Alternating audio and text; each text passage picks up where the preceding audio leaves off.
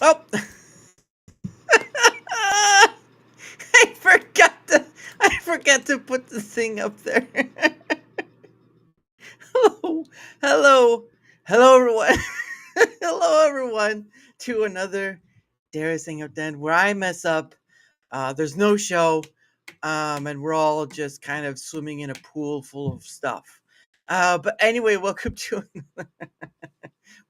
another Dara's Hangout Den. Hello, how are all of you? I know I make mistakes. I'm human like you too. It's understandable. But anyway, I am joined by the wonderful Tracy Reeves, who no relation to the Superman himself. So we're not gonna go there. No, not gonna do that. He'll claim on his taxes though. He will claim on his taxes though. I don't want to do that. And of course, my guest Sora had to restart her computer, so it'll be a bit, but she'll be on soon enough. And I may have a surprise guest, but that's a bit of depends, like the one you wear, but not always fun to wear. But anyway, welcome all. I know it's a little shorthanded, and of course, as was stated earlier, uh, Zio wasn't going to be able to make it because of family stuff. So it is what it is. It'll be another time to have him on. But I get all of you here with me and Tracy. And of course, Zora, as soon as she's able to make it. Um, but anyway, how are you doing, Tracy? You're looking fit as a fiddle. Thanks. Worked out earlier today, and yeah, ate, and I'm here. Yeah. Well, so do you like the super Arnold Schwarzenegger kind of workout, or you just do like you don't do that? Uh, nah, these days I just do what I can. Yeah. I used to do I don't I don't I used to do strength training is basically what they called it. But I my the gym I was going to was costing me almost like $30 a month. And a lot of stuff. I mean it was a 24/7 gym, so that makes sense. Um but it's just one of those things where like I what am I gonna do? I'm gonna spend money to work out or so I've been trying to do more walking and all that sort of stuff. Like I do try to do like stuff you can do at home, like squats, plank, or as the kids say, Superman. But you don't really feel super after it, so they just call it the man exercise. 'Cause, man, it hurts. That's what that's what it should be called, the man exercise, because it hurts afterwards. Um, but then I mean I used to do what was it? I used to use the what was it the bench press. Yes. Oh man, I there was one time because I was trying to go up in like weight stuff, right? Like I think I got up to a little past maybe 110 total, like weight Mhm. wise. But the issue was is that I don't remember how much weight it was, but it was probably maybe 45 on each side. And 135, something like that. no, it's a 45 on each side, so it's like 90 pounds total, I guess. Oh, Yeah. I do like the because that's how it is. But I was like I was doing that, and then I was lifting up, and it kind of slipped my grip, and so I kind of had I didn't get out in time, so it kind of hit my chest a bit. I went to the doctors. I went to ER. They said nothing was wrong, so they didn't see anything in the X-rays, which was a godsend. But it was not a fun time when you have enough weight land on your chest. So always have a spotter with you. If yes. if not, do light weights because I'm telling you what, I'd rather at this point I'd rather do light weights with more reps than heavy weights with less reps because 110 pounds on your chest is not as fun as they make it out to be. But that's I don't know who say it would be, but I'm not. But yeah, that's what happened to me. I used to do deadlifts, but uh Nice. deadlifts. That was more of like, yeah. I just didn't enjoy doing it because you have to use like this little triangle thing, and then You you did you did hex bar. hex You did bar. hex Okay, bar. Yeah. there you go. And I use the hex bar, and of course I would try to because you can go up, you can do more weights with that one. Like I could do more than just like the bench press because you're lifting Yes. rather than just pushing up. But yeah, after this point, I was, it got a little. It was just too much to be able to do a bunch of other stuff. I was like, I thought about doing Planet Fitness, but it's a little further down the road, and I can walk away. So the freaking weather is not always fun. The fun days. Like right now, the low, like, 35.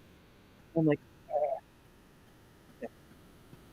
But yeah. So what do you do for your work? Dara, I think Huh? What? your volume, you were talking and it kind of faded out a little bit. Hello? Okay, you sound perfect now. Okay. It's probably because I was walking away from the mic, away from the mic. So you can hear me now. Yeah, more or less. Yes. So Yeah. it's probably because I was going away from the mic. Because I'm not that loud, or I try not to be. Yeah, Let's see. I understand. I I try not to be a loudmouth. All right, there we go. But what do you do for your workouts? I mean, do you do deadlifts, or do you do? Uh, Many moons ago, I used to do a. It was like a watered down. Well, people would know this. A watered down Shiko workout where you basically deadlifted twice a week. Mm, The object was to get your deadlift to over 400 pounds. In this case, 405. And I was yeah, I see that. okay. Yeah, That's I it. see it. Um, And so at one point, I had worked up to 405 on deadlift at least twice, and then kind of overdid it. I kind of like messed with my central nervous system, but that was my own fault as far as I was Oh, concerned. I love me some. I've always loved me some deadlift. I've been able to deadlift and squat in over 2 years due to uh, compression and various sciatica and whatever. yeah. Um, these days, it's been a combination of 6 days a week, whatever I can do. Mm, Go in there, get it done. Maybe an hour of low intensity steady state at the end if yeah. I'm feeling up to it, and then I'm out. Yeah, because I was like I was trying to do at least 20 minutes, at least something to keep me interested in there. Because I mean, if you're going, hey Colton, if you're going to be, oh, what is it? If you're going into workout, I mean, I've seen some of these muscular guys, right? Like these big Mhm. chunk of guys, and I'm like, no, it feels like overkill at that point. Like I don't need that. I just need to not feel like a Violet and Willy Wonka. Yeah, Oompa, doompa. Look, guys, I'm not that big. Stop pushing me around. Um, you see a bunch of you see a bunch of Oompa Loompas walking to the gym. It's like, what the hell's going on here? They're here for me. Hold on, guys. Hold on. They're here for me. Look, guys, I get it. I'm working out. I'm working out. Okay, you don't have to push me around. Get out. Just go. Just go. It'd be the worst. But yeah, I was just trying to get at least stay interested. Um, but it's sort of like the time thing to get to the gym and then do all that yeah. Yeah, it'd be nice if it was a walk away, but I was too much long of a walk, so. yeah. I have the benefit of working at a gym to where I basically get in for free, and then I have Oh. a gym within like technically a minute or two down the road. Mm, So I can go to either gym for free and get everything done. I have at least that advantage. nice. Yeah, I'm pretty sure that's pretty nice to have. I mean, I know if you work at some jobs, it's sort of like the ordeal, like Disney. I'm sure if someone worked at Walt Disney World, they could have that sort of the benefits there. But no, that's pretty nice to Exactly. have. Well, except all the bad stuff like being caught up in rings and all that stuff. That's not going to be, yeah. So, Yeah. underground dark sort of stuff that Disney doesn't like talking about. But yeah, I just I just been trying to stay active because part of my issue is I have a high cholesterol, which is from my mom's side of the family. So I'm trying to better my health, but even then I still kind of falter a bit. So I'd like to go back to the gym again, but then again, there's also that time factor too. It's like I could spend 30 minutes walking, or drive a car, spend that time, and then go to the gym, and then yeah, at that point, it's not worth it. So Yeah, and walking's good for you. Very much so. It's probably the easiest thing all of us can do. Everyone, if you have a moment, I want you to get up off your seat and go take a walk. No, just do it right now. Just go. Just go. everyone, everyone, just get up and walk. He told me to get up and walk. I don't know. I don't know what's going on here. Yeah, walk right out. Walk right out. Um, okay, I'm not getting any response back, but yeah, I that's also another thing too. Is part is like eating healthy as well, which is always a frustration in its own right because you want to eat all the bad foods, right? Like Hmm. you want to go out to eat, like McDonald's or something. I've not been to McDonald's in a long time. It just messes me up. But Burger King, stuff like that, Taco Bell. But yeah, no, Or if it's there's inadvertently sweets at the house and you all of a sudden become like a fat kid on cake, if you will excuse the analogy. I got candy. Okay, there's a Ooh, what little kind? chocolates, but I got this one, which is I got this one right here. This is all those fruit slices. Yeah, Oh, fruit slices. But I you're went holding to out. uh, that's only because that's because I have to bury it out in the ground in a lockbox way below in a deep underground lair. You just wait. You hide your sweets in an underground lair. Look, I don't have time to explain this. Okay, somebody has to hide it from the sweet cops. All right. It's especially miserable if you're cutting and there's such good stuff around, and it's like, oh, I could really use this, but then you have to tell yourself, no, no, no, no, we can worry about that later. Yeah. It So almost always works. you almost have to slap your hand a bit once in a while, like, all right, now we're gonna have to. No, don't you do it. Oh, psht. Um, Exactly. but yeah, it's just I know I have to get better on my eating habits, and it's one of those hard things where you're like, there's things you want to give up, but your brain's like, no, keep doing this thing. You're like, all right, let's keep going, and it's just like it's a bad thing to do. There's some Get good it? stuff out there. Oh yes, I have been trying to eat steak more, but I get cheap cuts, right? Cause at the store, if you buy like a chuck roast or something, those things are so expensive. Like Yes. pri- New York was it like the New York steak or what is it? New York steak, beef. Oh no, chuck roast. I think it's called chuck I roast. think so. Stuff Yeah. like that. All of that is just expensive as heck. It's ridiculous. Yeah. So I'm like, ugh. But I usually get like cheap cuts because I will tell you what, I was searching through. Usually they're like under $10 is what I consider a cheap cut. And so I was looking for one and I got and I got one that was under $5. I was like, yes, finally. Oh, Oh my goodness. nice. But I try to do that. I also try to do like I try to eat more well, I not eat more of, but I try to direct myself to like eating hog's head. I know hog's head deli stuff, right? The hogs. Is it hog's head? I Are you think thinking it is. hogshead cheese? Well, they have different cheeses, so I'm not sure one you want. I've had provolone, I think a Swiss.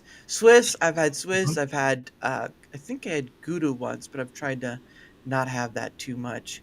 Um, let's see. I don't know. I usually try to stay. I like Swiss cheese a bit more, to be honest, since I've been It's trying good. to. Yeah, and so yeah, I try to do that. I try to do like more fruit stuff. But it only goes so far. Like I've switched between doing like bananas and pineapple, because I Mhm. like pineapple. But again, it gets expensive after a while. Oh, and I also drink instead of drinking regular soda, I drink like this uh, probiotic soda called Poppy, and yeah, well, there we go. Bobby. That's the poppy. Yep. And it's a prebiotic. Sorry, it's prebiotic. So, but I mean the ingredients themselves are whole, and it's just got prebiotic stuff in it. But I mean, for what it's worth, like the sugar count in this is like less than maybe 10%, like it's 8% total of sugar, And That's not bad. yeah, and I don't. I've been trying to get away from regular pop, but again, it's still a difficulty. So there's that. Oh, I almost. But yeah, I do that. I've been trying to stay away from, but again, even then, it's like you can go to like a gas station, right? Mhm. And it's just like all that candies around there and whatnot, and you're just someone give me a Snickers. Depending on which gas stations you're at, such as say down here in the south, they sell some good stuff. They sell some really good stuff. You talking like Bucky's? Uh, Actually, there will be a Bucky's in the area, but you have some of the like the Louisiana gas stations that have Yeah. like home cooked foods and like that, and even some that have the like the donuts and various other stuff. It's Uh, like, how do you people make this stuff, and why is this stuff so good, and et cetera, et cetera. It's like, wow. yeah. I've been well when I mentioned. Hey, Zora. Hi. Oh my goodness! Look at that face. Wonderful, How wonderful. are you? Good. Oh, that's right. I didn't. I forgot for people to introduce themselves. Let's see what happened. You get into a I'm so conversation. sorry about being late. I'm so No, you're fine. sorry. My computer like had a breakdown, I guess. Hey, did it cry Technical tears issues. of sadness? Yeah, ones and zeros. I would give it an electric hanky, but I don't have one. But anyway, these people are adults, so I'm not going to introduce them. I'm not going to hold their hand. Tracy, I'm not going to hold your hand, definitely for sure. But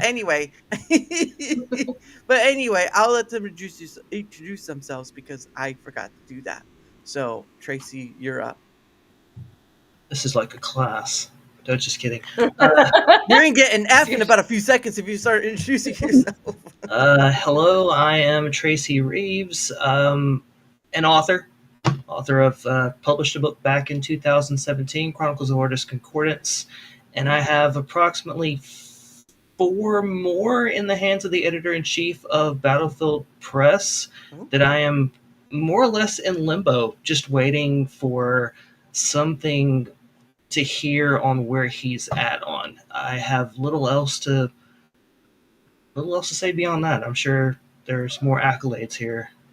that's just sad in itself, to be honest. When you're waiting in limbo and it's like, and you ask, and then you're like, can I get a response? Oh no, you could wait a few more months. Well, it's also bad when the editor, and this is nothing against him, he has his own projects as well. Ah, So he's doing stuff, and you're waiting on stuff, and it's like I've had a lot of people tell me I have the patience of Job, and I'm like, yeah, I have the patience of Job, all right. and then on the inside, you're imagining like, You will give me my stuff. Oh, sorry. That should work, shouldn't it? I think he'll be like, yeah, I'll be right on Yeah, it. But anyway, Miss Zora, it is your turn. Yes. Yeah, I don't know how to describe myself. I go by Zora on Yeah. X, and I I post for fun. Mm. I have puppies here, so if you hear nails clacking on the floor, it's my dogs. Oh, Uh, twice now. That's twice you've been a dog mom. I know. Yeah, that's pretty awesome. Cause you have what is it? A Wiener Schnitzel? Is that what they call it? Yeah, Dachshund. Dachshund. Yeah, Okay, wiener dog. Wiener dog. Yeah, yeah, she was neat. That's what everybody was saying that she looked like, and I was like, no, she looks like a retriever in the face, and Yeah. I just didn't think she was. But when the vet saw her, that kind of like sealed the deal because a lot of people on X said she looked like a Chewini, and I was like, I don't know, but the vet was like Chewini, so I thought, oh yeah, probably. There you go. Yeah, and then you could say, "Well, you're awesome." All right, that you could throw that one in there. Zora the awesome, you could put that in there. But no, I've had you You. on for a few times, and it's been a lovely occasion for doing so. I mean, practically, you're the one who kind of were my first person to have on for this thing anyway. So I mean, that's kind of like when you're the igniter. basically you get your own Uh-huh. star in the sky. Well, maybe not that, because that doesn't count for anything at this point anymore. Oh, look, I just bought a star. You do realize they don't own that. Yeah. No, I do tend to be that person. I don't know what when I used to be more into music, I would like have friends that were in bands and stuff, and I would go to their shows, and I tended to be like in the crowd, sort of starting dancing and things like that, like because I wanted to be supportive, you know. Hmm. But sometimes it's embarrassing, you know. It's like breaking the ice can be embarrassing or whatever. But I don't. I I do care about embarrassment, but not in the way that other people do. So I don't know my preferences with that. Like I don't. There's certain things I have no shame about. So Yeah. Well, and it's like the one of those things when you get older, it's like what weighs more on your mind of being embarrassed about things. 'Cause I mean, a lot does when you're a teen, right? Because you're experiencing things for the first yes, time. Um, it's just one of those things where acne, of course, acne. Then you have to do the voice change, puberty and all that stuff, and or learning new things or items or whatever, or talking to people. But when you get older, when you're past the point of like maybe your 30s or whatever, you're just like, does that matter anymore? I mean, I don't know what else is supposed to be like embarrassed about or whatnot. yeah, So it does seem like less and less of it matters. yeah, I mean, it's just one of those things where um I don't know. When I was younger, it would have been nice if there was an adult that kind of understood and stood up, because you have all those other kids making fun of certain things or issues. Yeah, But it's Yeah, but at the end of the day, though, it's sort of like, as an adult, you understand there is almost, I don't want to say there isn't anyone, but you are at a point will be a tree on your own hill, basically, which is kind of the scary, sad part of it. But I mean, look around you. It's just it's what I've understood anyway. I don't know what you see as, but or well, Tracy like did I'm as. curious about like the sorry, the puppies are playing. But I'm curious about like the community that you seem to be building, and I was like wondering. Well, I guess what I'm saying is like I have trouble with social dynamics in that sense. Like I Mm, feel like a lot of times in a group, mhm, I'm like targeted. Like that I'll just become someone's like they've got to like convince me of something, or they've got to mm, like put me into something, or right. so with groups a lot of that will like come into play for me, and I'll Mm, become like I'll either shut down a little bit or withdraw a little bit, or mm, like I have a hard time dealing with the group stuff because I have like I don't know, I would call it almost a paranoia to an extent where mm, I feel like people are going to like do these weird social games with me. So, yeah, but one on that's one I don't have that trouble. And I was thinking that outside of um sort of social games that are already like ongoing sort of mm, things that are just human behavior, like yeah. when you are choosing a community more intentionally, like what is it that you look for in someone that you're gonna have on your show? Oh man, you're Oh, the asking. question has returned. Oh, you're asking a you I'm the ask. host now. This is Well, if that's gonna be the case, then I'll just put you over here. I'm kidding, please. We'll put you over there. I'll just put you over there. I'm not clever enough. Well, don't ever say never. No, it's and asking that question, it almost makes me feel ridiculous, because a reach. I don't have a reach other than the fact of when I was trying to figure out what I wanted to do. I mean, I was just playing around, obviously, before like doing games or whatever. Um, but at the end of it, it was sort of like once I started doing the conversational aspect, there was that thing of just aha, because I can look at the, oh, hey, Slidey Pie, how are you? I was looking at, I looked at other content creators I was following and all this stuff, and I'm just like, wait, why aren't they talking to people who are or aren't creators? Because that didn't make sense to me, right? You have someone who has 5,000, 10,000, whatever followers, and you would think that with all those people they have watching them, they'd have that huge swath of a pool to connect to. And so it was like that was the weirdest thing. It's still weird to me because I don't. I mean, basically, in reaching out to whoever I can have on their chat is basically that. It's basically who's ever willing to say yes to it, because I've always seen it as a two-way opportunity. Like I wouldn't have met, Tracy if it wasn't for, I think, Tomby and his crew, because I Yeah. know you follow them. If it weren't for Twitter X, I wouldn't have met you, because I think that's where it's like I commented on the post and it was just like one track after the other, and so many others. But I,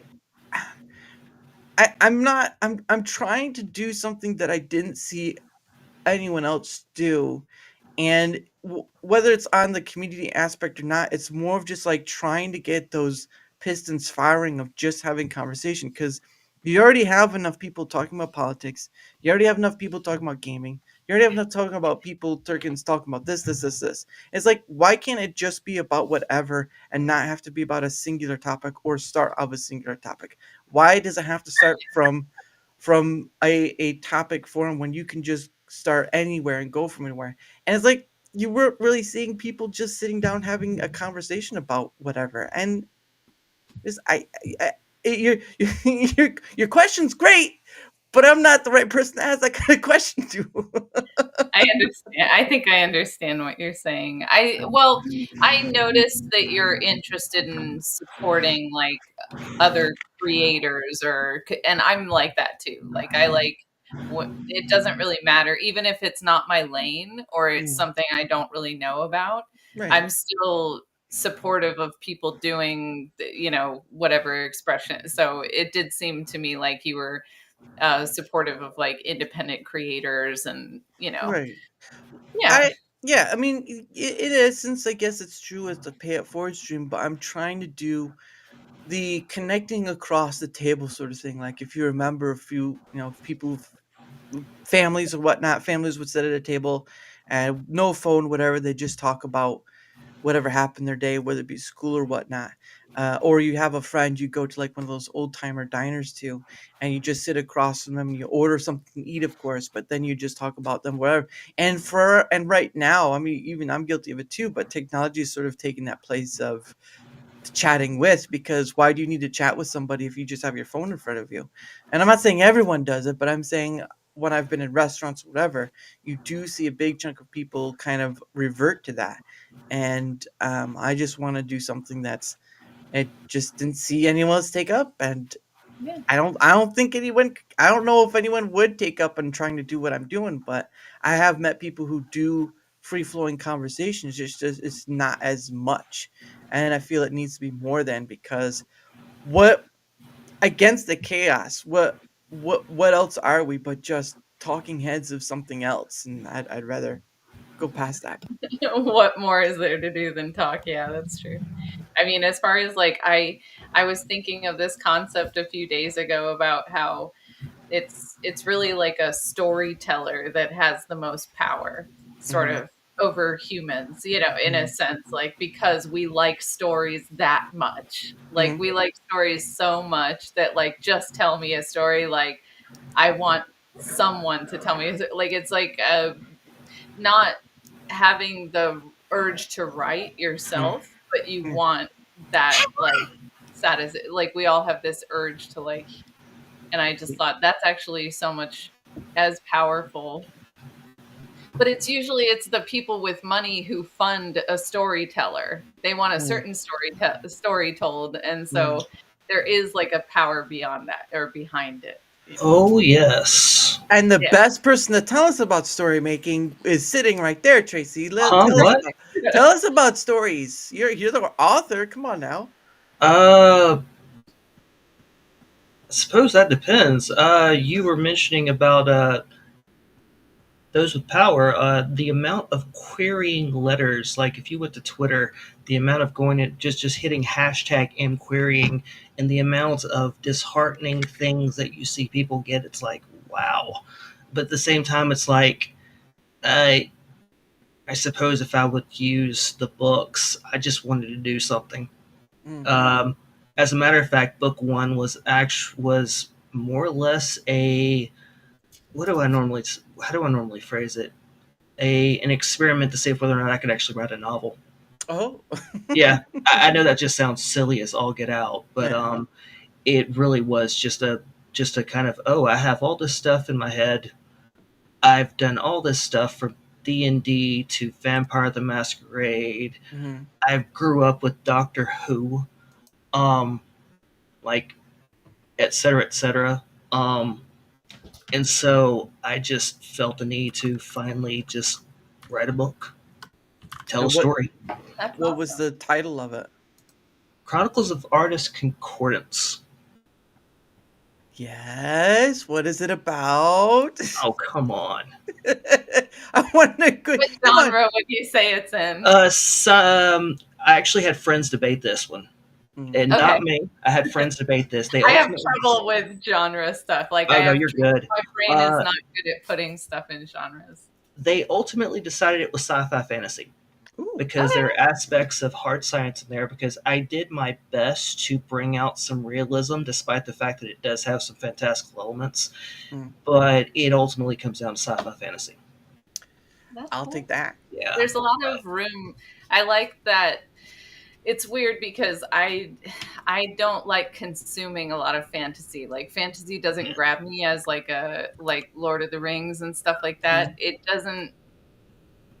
I don't know. I'd be lying if I said it never grabbed me because I liked like The Princess Bride and Willow when I Yeah. was a kid and stuff like that. Oh, So yeah. there is like some of that I do like, but I guess I don't like all of it. And my Mm. mom was really into the medieval festival or whatever, or the Renaissance Yeah. fair. Renaissance. Yeah.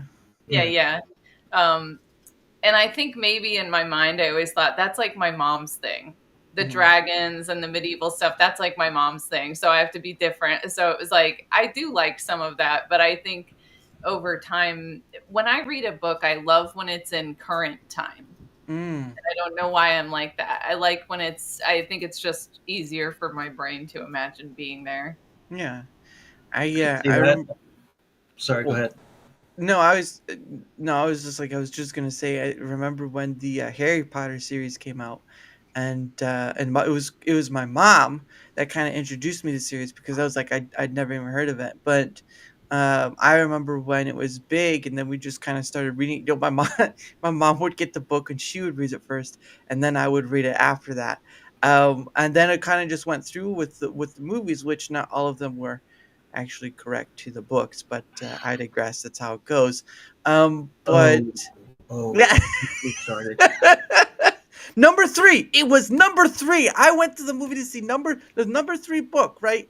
It was Prisoner Azkaban, and they screwed it up. Okay, I I actually I'm gonna be honest. I have all seven books, but I've Mm, read The Order of the Phoenix. mm, I got it, read it. So I went. It was a tradition of myself and my oldest nephew who were going to go to watch these. mm, Went to watch it. I was the duel, the duel that yeah. Voldemort and Dumbledore had. It was beautiful. It Yeah. was not the duel. The what was supposed to happen within Dumbledore's office, that was cool. That wasn't that was movie. I Mm, wanted to see a duel there. There was no Weasley as our king. There was none of that stuff, and it was like, I don't know who you are or what you've directed, but no, this isn't my movie. I mean, I wound up getting the movie, obviously, yeah. but I was like, no, I am terribly disappointed in you. You should do better. Shame. You just sound like Shame. I need a bell right here. Shame. Da-da-da-da. I like the ability of doing Sorry. like Simon Cowell's like you, sir, are abhorrent to the power of doing this book. I wish I'd never seen it, and I'd wish you an F minus minus. That's harsh. I wish you an F F minus minus. minus. Oh, that's the worst. That You, guy is a weird guy.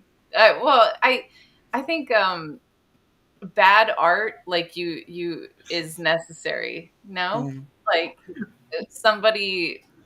I think what it does is it's helpful when you see somebody really commit to art and Yeah. they're not very good, and it takes time. It's like Mm, it takes time to get good, or some people are extraordinarily talented, which is like a separate thing. mm. But I feel like bad art, when people perform it, you like feel you have more permission to exist, which Yeah. is like an interesting thing, because you're like, I could do better than that. Like, so it's really inspiring in a sense. So I don't know. I used to listen to this podcast that would only talk about how did this get made? It's called How Yeah. Did This Get Made? And it's like all about just bad movies. Yeah. And there was something really fascinating about like listening to them just go, just how did it, like, how did they fund the movie? What Hmm. happened? Weird stories. Yeah. Yeah, and of course, movies are another format for telling stories, but not all of them are great, which is apparent for some of them, unfortunately. But I mean, story, I'm not yeah, good in most movies these days. Yeah. yeah. No, Yeah. I have not. There's not been a movie out I've wanted to see. And the last movie I saw, oh, what was it? Crap, I can't remember. But it's just like I go out there, and the movies that they have right now, like in the theater, like the Captain America or the Black Bag or whichever one, it's just not of interest, and I'm like, why should I spend money to go see a movie that's kind of practically not even of interest? Because I don't want, because usually they rely on like what is it, ads, or regular television to show the trailer ads and stuff. Because usually, unless you like see it on like YouTube or something, like the movie trailer. But at the end of the day, a majority of these are just, it's like, I'll pass. I'll save my money. I'll save my money on the snacks.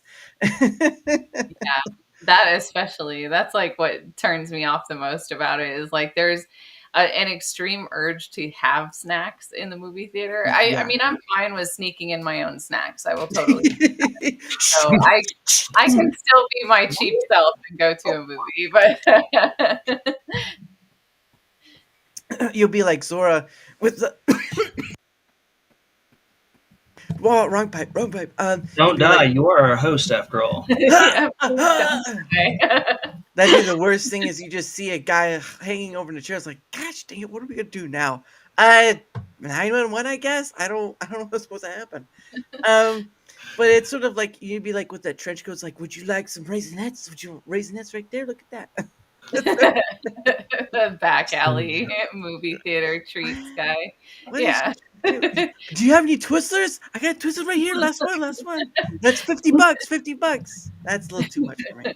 But even then, it's like, because I've had someone on who works in the movie theater, Sonia, and there's still a lot of people who, they go to a movie theater and they want, this or this, uh well, and you still have people who act like jerks, basically, is the proverbial word I'm going to use. I would have said a-hole, but then again, when you have a young child yelling at you, I don't know if I want to call a young child an a-hole. Stop, I want my Snickers. Yeah, you're an a-hole, all right, next kid. But There's anyway, always Spanish words you can use, but we ain't going to use those here. that puto kid, get it out of here. Oh no, essay, that kid was crazy. You definitely have to do the accent too. Every time I come to this movie theater, there's a bunch of kids swarming me. I'm like, get off, go get off. Like a bunch of ticks in the forest, man. So bloodthirsty. Oh, and I'd just be like, just be like that for the next 10 minutes. Is like, I don't. Is he getting paid to do this? I don't know what's going on here. But yeah, I movie theaters, telling stories, all that stuff. Those are all great abilities. I don't know if I'd say a storyteller. Uh, um, um, I don't know if a storyteller has full power, because you can always have someone who's not a storyteller and just is very what's the word, persuasive. Yeah, persuasive. But then again, I guess there is a sense of telling us. story to some degree in order to persuade someone. Like you have to paint the image for them. Like there once was an antelope and all this stuff, and then it's like here's $100,000. That's not gonna happen though, so don't try Well, it. it would also be a matter of what are you doing? Are you adapting it from the book? Um, I'll use my end. When I wrote Concordance, and I could even say Reckonings, Convergence, and Winter Dawn whenever they come out. I'm telling a story. I'm telling a story that I'm actually enjoying telling. And the best part about this is that it's my own universe. Mhm, I don't have to ask. I may have told you this about the. I asked permission for Marvel like in the mhm. early 2000s, and I basically got a if you even try anything, you'll get sued or something like that. Um, I'm using my own universe, and Yeah. I don't have to ask anybody's permission. But at the same time, if you don't have a, I'll even go this far. If you don't have a publisher, and if you're doing querying, um, you might have majority of control, but there's always that chance where that publisher might be like, well, maybe how about if you took it this direction or that direction? Mhm, Meanwhile, you still have a good bit of control, but but those publishers wants more because they. I shouldn't put it like this, but let's be honest. They know what sells, or there is mhm. stuff that sells, and it it comes down to that. And Yeah. then you go into the movie side of things, and we mentioned Harry Potter. Yeah. You have what J.K. Rowling wrote, and then you have what I'm looking on the screen. I realize how crazy you have what J.K. Rowling wrote, and then you have the directors what they have envisioned. I'm Mhm. gonna be honest. Some of them, I'd say, some of them did a good job. Yeah. Unlike Order of the Phoenix, where Home Cheese could have just have been smacked upside the head for what he did. But I shouldn't say it like that. But shame on him for doing that. Shame him But hard. shame. Um, send him through the streets with the bells. Like, yeah, Put um, him in the stocks and hit him with some yeah. tomatoes. Crucio. Oh wait, I shouldn't use that spell. Yeah, don't Um, do that. no, yeah, shouldn't be doing that.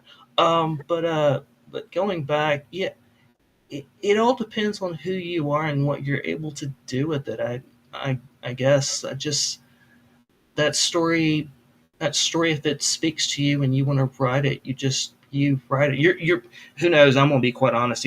Even as Zora, as you said, some stuff is subjective. It's not good. I mean, there is such a thing as terrible story writing, but at the same time, once you see that terrible thing you've done, and believe me, I have looked at some of my older stuff and I've been like, what was I thinking? And gone, I've legitimately said, I do hope I have improved since then because this looks like some Mary Sue mess. And just been like, I hope no one ever sees that again. Like I've actually legitimately tried to kill characters. And it's like I don't want to kill this. Oh no, I do want to kill this character because if this drives the story better, then this drives the story better. I don't care Yeah. and stuff Yeah. like that. I just like when But you told your earlier stuff, Mary Sue is like, wow, you're really hanging on yourself, aren't you? well, I used to do a lot of RPG writing.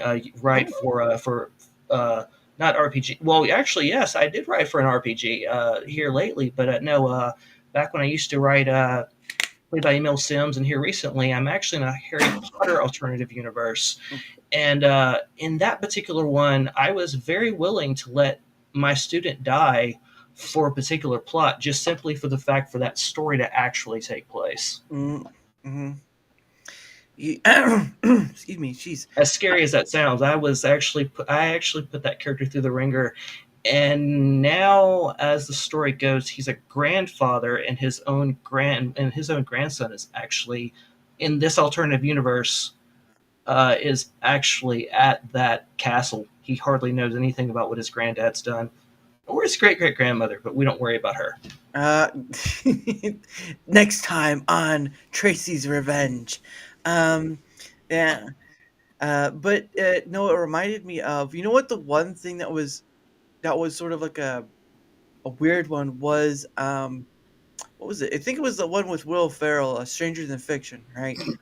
where he is the character who gets to I actually meet watched his that author. again like recently. Oh Like yeah, not the whole thing, but it was on somehow on my yeah, TV, which doesn't happen often, but it was yeah, just playing and I was like I like watched most of it again. yeah, I love stories and movies about writers. yeah. Have you ever seen Adaptation? I don't know if I've heard of it. Um, It's a Where's good one. It's a I think I could be misremembering this badly, but I think Nicolas Cage is the star, and it's about he's a writer and he's in Florida, mm, and I uh, there's something about like orchid poachers, like mm. people who are like stealing these like endangered orchids or something. Sorry, the puppies are having a real. No, that's fine. No, I did find what she was talking about though. Aha. There we go. All right. yeah. Okay, there we go. There we go. Yeah, yeah, that's it. I loved that movie, and I know there's got to be like tons more movies about writers, but it's like some of my favorite stuff is like includes that experience for some reason. Yeah, yeah. Now that I've seen the picture, I have seen that before, but I've not seen the movie. But I remember this. It's an Uh, interesting one. It's kind of flat in some ways, but I just found it unique. Like it's definitely not like a it's not super suspenseful and it's not super action packed or anything. It's just kind of interesting, I think. yeah, it looks like it's about brothers too, because he plays two brothers or something like that. Um, True. but yeah, I've never seen it, but I know of it because I remember that movie poster. But yeah, that's an interesting faction when you have something like adaptation or Stranger Than Fiction, where it's about a writer to a degree, or the creation meets their writer, which is also a sort of like an out of body experience, right? Actually, there's one thing too where in the Marvel comics where I think it was the um, the Fantastic Four met Jack Kirby. So you do have those sort of things where there are stories of the creations meeting a creator, but it's the story of the creator, not actuality, because there's that line of fiction and reality that don't mix. But it's sort of that thing where you do have some of those stories. I don't know if it's very what's the word? If it's very prominent, there we go. I'm being proper today, prominent. It was stuff like that. Um, but yeah, I don't remember the last book I've read because I can read, but not like that. Unfortunately, just not enough time in a day. I don't read enough. Like I did at one time. Hmm. I did one. So what was the last time you read then? I mean, I've tried, but if you want to count by like finishing a book, Yeah. it's been probably 10 years or so because I do remember like I read Even Cowgirls Get the Blues and I like laughed and Uh, cried at the end, mm. and like I was both happy the ending made me laugh, and so I was like laughing and I also cried because the book was over. That's how I felt when the Harry Potter series ended, and I'm like, wait a second, Dumbledore killed Snape. What? No. Dude, too soon.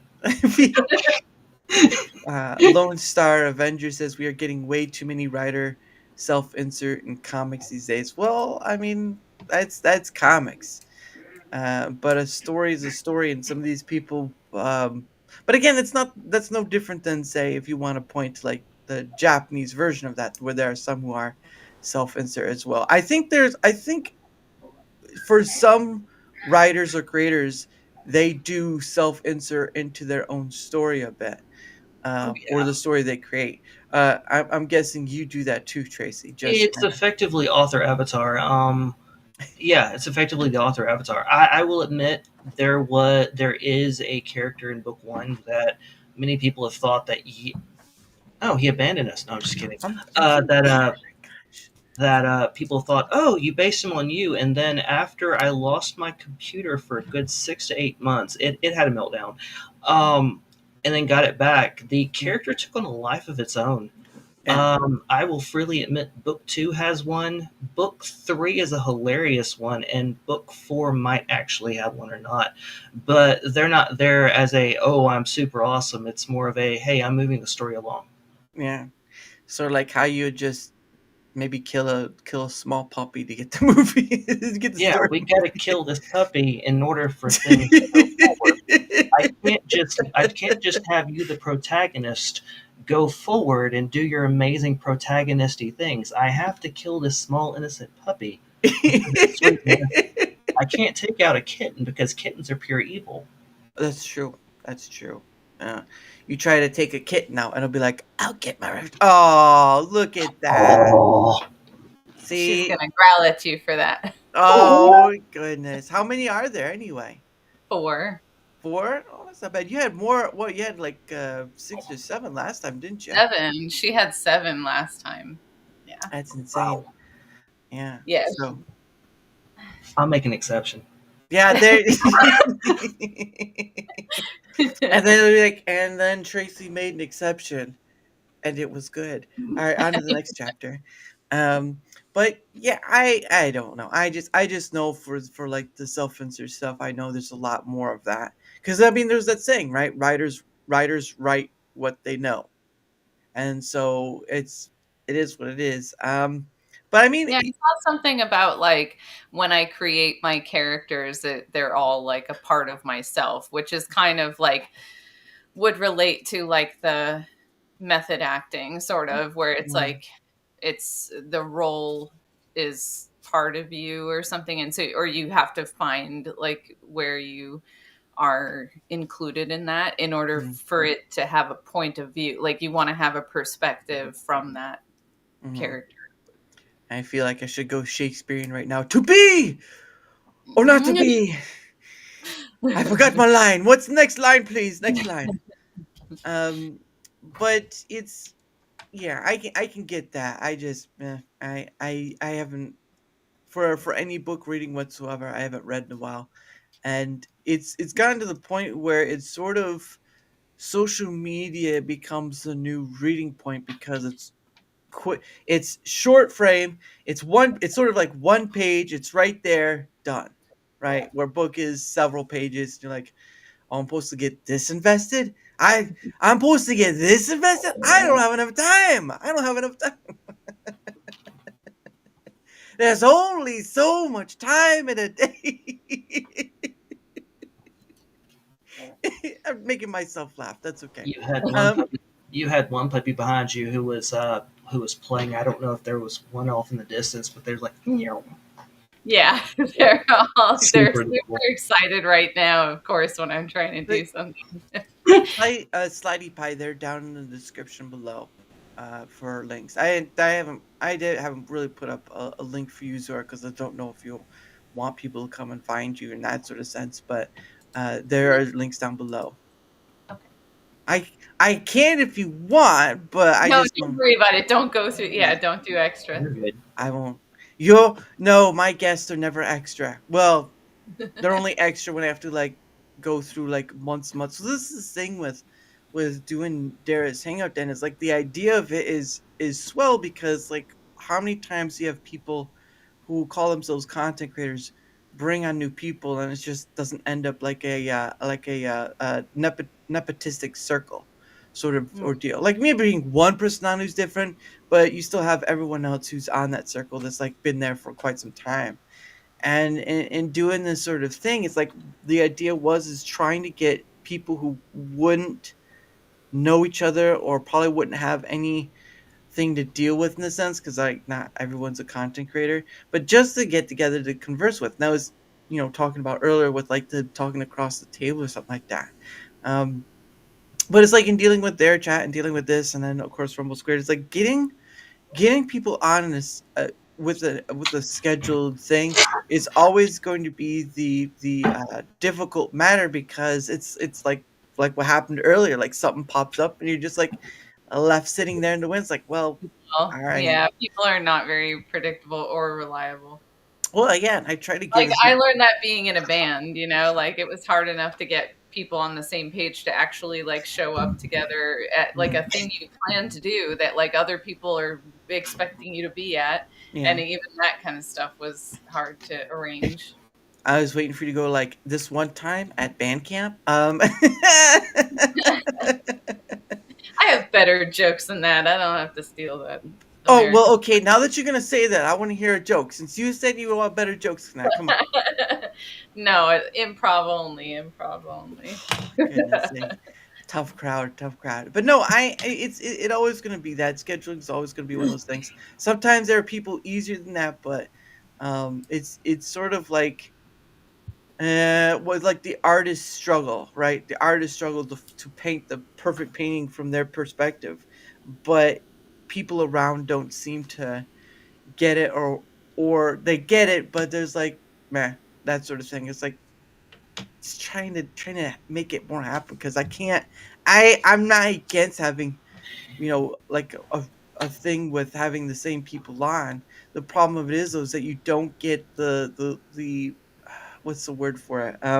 You don't get the intersection of conversation between perspectives because you sort of get stuck in your own chamber of sorts that you create, which is the ironic part of pretty much anything is that you build these relationships with people, great people, lovely people, um, but you can build it to be nepotistic in the sense of it just ends up being them. Or again, when I was doing this, is like I saw the content creators, but they have their circle, and they're usually they're getting someone within in their niche of what they were doing, or someone who would elevate their status. And when you have the biggest opportunity to bring out people who don't create, who may not show their face or whatever, and you can have a great conversation with them too, I would think that's the most powerful thing ever. Is just that. But I do the thing that doesn't get a lot of views or a lot of reads or whatever you want to call it, and you kind of pick of what is it you're really doing for the content you create.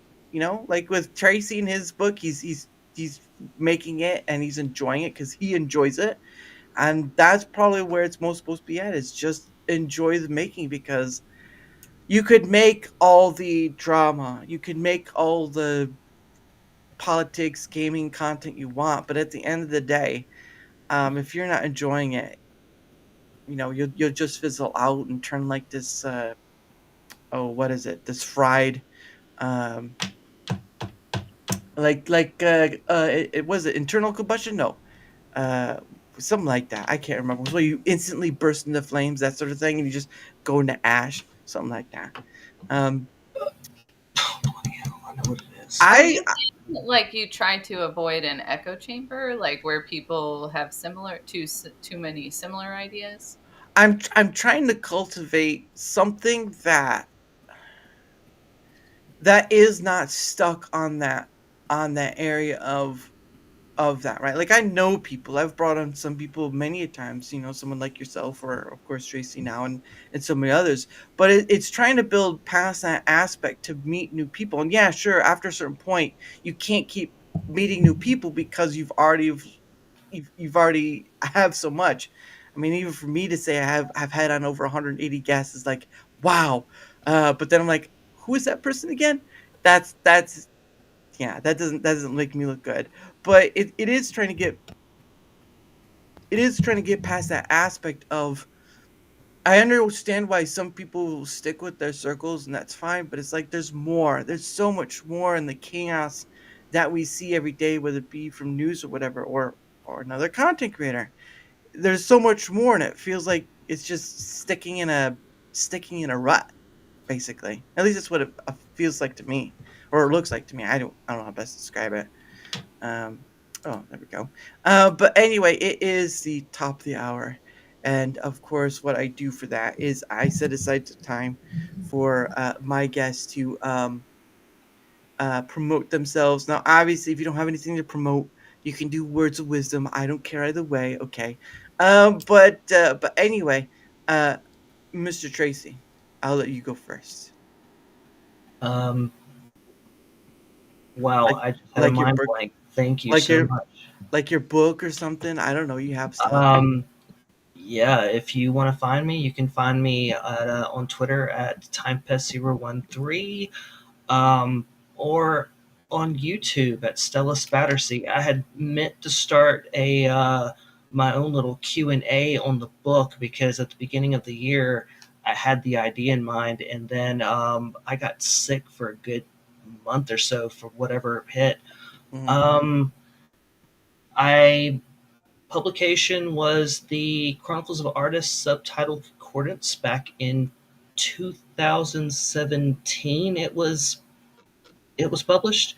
As I Mhm. tell everyone, it was not edited, which is the biggest thing for me, but it's there. Um, it's there if you feel like reading, and of course there is a Chronicles of Artists blog spot that has a lot of lore. Um, hey, there you are. Um, that has plenty of lore set up where I basically have everything from stellar system data, days of the week. I even have the habitable zone marked for the planet. It was actually pretty cool. Um, Mhm. but yeah, yeah, that's the little one, all right. Yeah, it looks pretty cool to be honest. The almost well the metal, the armor stuff kind of reminds me of the Lord of the Rings, but I won't go that far. Um. Admittedly, it was the publisher who surprised me with that cover. Oh. I admit it wasn't what I was expecting, but when I saw Mm. it, I was like, okay, this looks pretty cool. I'll go with it. Yeah, Like Yeah. totally. it. It's really cool. Yeah, makes it look like ready for battle and all that stuff. But no, that's pretty awesome. And again, his link tree has all his links to all his stuff done there. I think he has a YouTube as well. So if you're Yes. interested in his stuff, uh, give him a look. I don't tell people like go follow this person because I'd rather their work uh, do the work in order to have someone follow them. Because tell you have these content creators that go out there and say, "Oh, you should follow this person," like, but I don't know their stuff or whatever. Even if you have them on for once, it's like let their work speak for itself rather than just telling someone go follow this person. Yeah. I don't have this kind of power anyway. But yes, his links are down below, and of course, the Lily Sword doesn't have any links, but you can see her beautiful face every once in a while on Twitter X. So I mean, that's something. I don't know about that. Um, but yeah, but at least you're a dog mom again. So there's that to like four puppies for what is it like a Wiener Schnitzel Pomeranian mix or That's right. Yeah, the dad is a Pomeranian. oh He's I a bet very territorial little dog named George. um He comes over and he barks at me. He's very scared, so he won't get close to me. But he really likes Daisy, so and she really likes him too, especially when she's in heat. So oh well yeah, that's how puppies are made again. it was Uh, hard to keep them apart when she went into heat again after her first litter with him. oh So wow, makes me. I do not either. All right, I do not either. I just say, look, there's a person on here. Like, all right, I'll follow him. It's like, no, I didn't say that. they're gonna Um, find out about you. You make people follow each other. it's Evil Dara. I don't either. I Uh, like when like the evil you call someone like the evil side of themselves, but you pinpoint like a thing that they do that's actually nice. I think it's I like a funny it makes a like a little character is like evil Dara like makes people follow each other on Twitter. and that'll be $5,000. Yeah, they think they're like bad. They're Nah, getting away with it. it was he got away with murder of serial. Oh wait, no, he was a serial killer. Wait, a serial killer? What? I've never known him to draw blood in his life. He would take that frosted flake and murder it. It's like, Yeah. Yeah, oh. that would be a decent example. that would just that would just be have Mr. Killer.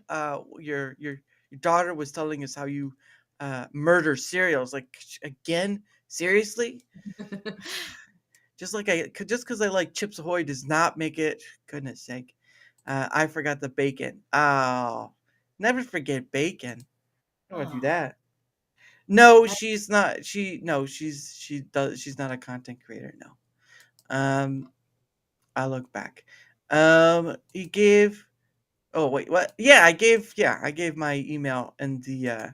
Let me try and find it. I think I. There we go. There's my email, Slidey Pie. So go right there. Yeah. Well, yeah, I know it's there as there because people keep saying Daramouthe, and I'm like, come on, seriously, it's that silent e at the end. Come on, I gotta teach people. I was like, I have to do this whole pronunciation thing of like where you have to say like the word we is did like like vermouth, so it's like Dara. Is it Daramuth or Daramuth? yes, Daramouthe. Daramuth. Yes.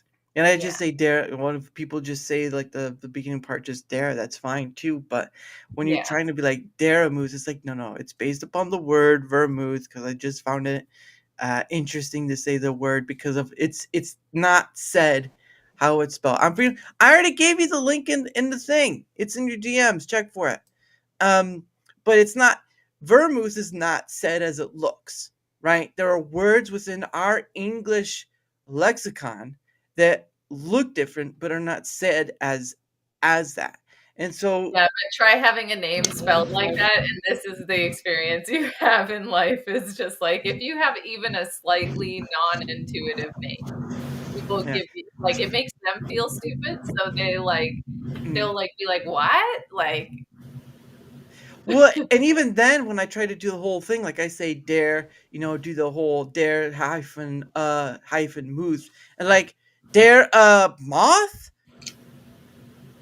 Daramouthe is pretty cool though. You I could have now you that's just another like aspect of your channel mm. is like the I'm gonna be the moth. like I'm gonna be the new Mothman now. That's where I'm gonna be new cryptid. He I comes used in. to go to this comedy show, and it was just like one of those improv things, kind of like the Whose Line Is It Anyway? And it was just a cool show because it was only like $5 and they were funny and they had like a stuffed squirrel. So Mm. the moth could be like your mascot.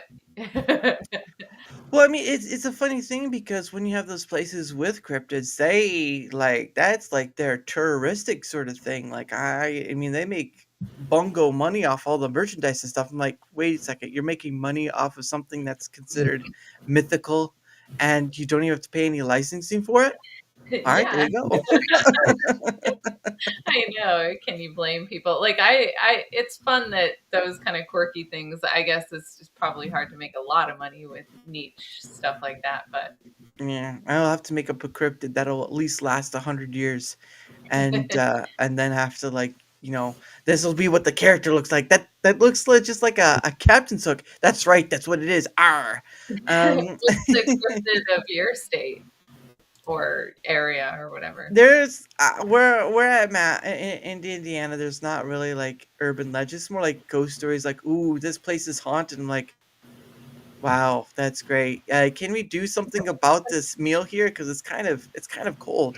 Um, you You just don't care about ghosts. You're not like interested. well, I mean, I've had my hey there, Hook. I've had my own experience in the past, but I mean that was when I was a kid, and I only remember like one or two things, and then it was just like, um, it's one of those things where you slightly remember. It's sort of like memories you slightly remember, but you aren't sure if it's correct or not because memories do kind of shape up and transform over time. Where it's like you're just remembering a memory, and it kind of moves its process after. Hello, Abe. How are you? I see you. I see you there, Abe. You better turn your mic on. I can't hear you. Me? What? No, your You mouth's are muffled. yeah, you're muffled. Muffled. There we go. Now I can hear Is him. that better? Yes, there we go. Hello, Abe. Sweet. Everyone, this is Abe. He's been on before. He's taking over because I figured he was free. I figured to ask him to come on. So how are you doing, Abe? I'm not bad. I've been doing streams all day, so it was funny that I said I'm free whenever you want me to be on, Yeah. and then you picked the one day that I'm totally filled up. to send me an invite. Well, how But about yeah, I'm here. So how does happy days. how does that feel now that you've thrown out the invitation and you're like, I might need to retract that?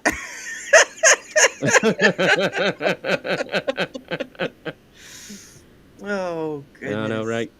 Now you're really regretting it. Now you're really regretting it. No, it's all right. No, I'm glad you're able to make it. I know again, like Zia wasn't able to make it because he had family stuff, but I do like Yeah. introducing new people. So Abe doesn't show his face, but you'll hear his voice.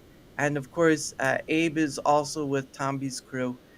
So I'm sure Tracy will recognize you to some degree. So Oh, of Yeah, course we I know. know who. Of course I Yeah, know we who know Abe is. Tracy. Yeah. but have they ever been on together on screen before? No. No, don't think we have actually, have we? No. We haven't.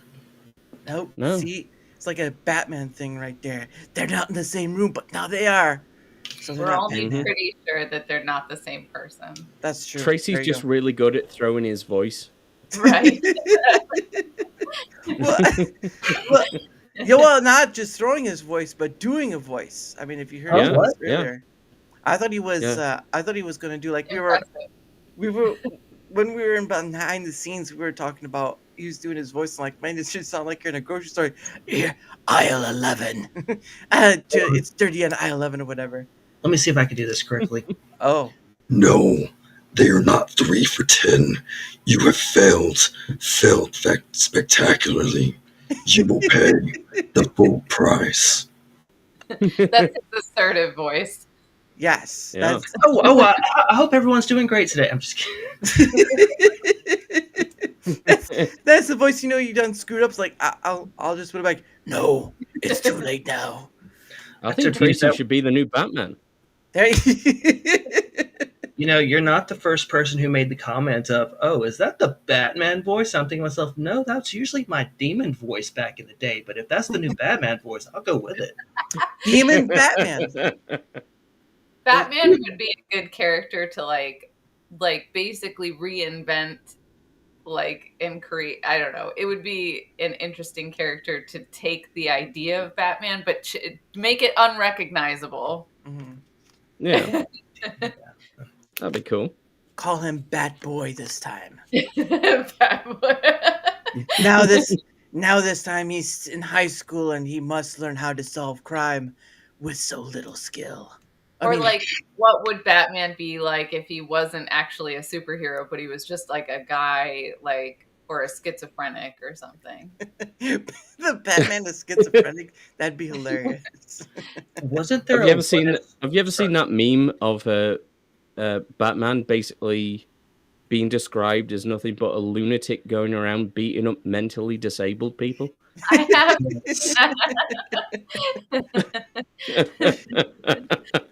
I like those kind of like perspective, like when you just like change the perspective. And Yeah. It's like if you take a step back, you're like, man, this guy needs to sort his stuff out. You're like, actually, is he the baddie? Like, maybe. Yeah. Goodness sake. Batman's just one of those. He's a superhero, but he's not a superhero because he doesn't have any powers. He's just really smart. And rich. And well, that too. I mean, Rich usually, you know, at Rich that is point, the biggest power. yeah. The biggest thing for me is like how you get a guy wearing that suit. Like, that's where it disconnects for me. I'm like, I'm out. Like, you're not going to get some guy putting on a rubber suit every time he wants to go out and beat someone up. Crisco. Oh, Lots of well. Crisco. I mean, putting on a rubber suit and going somewhere, I mean, that's a completely different thing. Yeah, I guess there are guys that probably do that lots of nights of the week. Get the ball gags out. Oh. Just roll. Oh, Got my rubber man. gimp suit ready. Oh boy. Oh. Yeah, I stand corrected. It's not that hard to imagine. Ted, what are you Yeah. doing here? Larry, I haven't seen you in a while. Take that ball gag out of your mouth. I can't understand you. It's a female emotional person. Oh, don't say that, Neuro.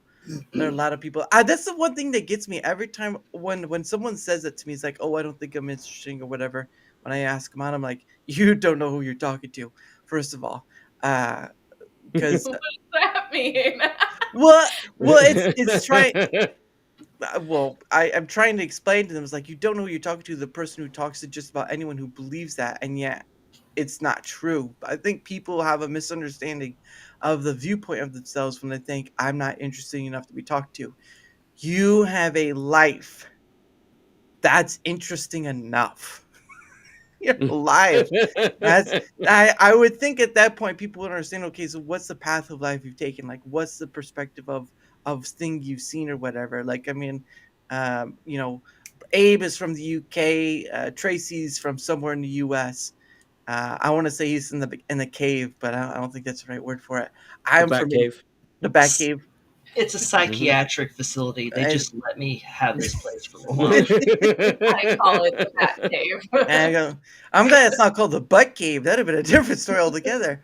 In all seriousness, No, that's where the rubber suits come in. Oh, That's what I was gonna say. oh. There's like a gay pride subplot in this podcast. all right, one of you need to write that story because I'm not touching it. In all seriousness, though, this so I take care of my mom, and I actually asked the landlady when we moved in, so I could actually change the color, and she's like, no, you can't change the color of the walls. And her reasoning was because this is such a soothing color, and I'm like, there is nothing soothing about this color. Nothing. Then again, you have pleasant walls, almost similar looking walls yourself. Who are you pointing Sora. to? Oh, Yeah. Yeah, I've left I haven't painted in this house, and I actually like these walls. The cream colored walls are fine.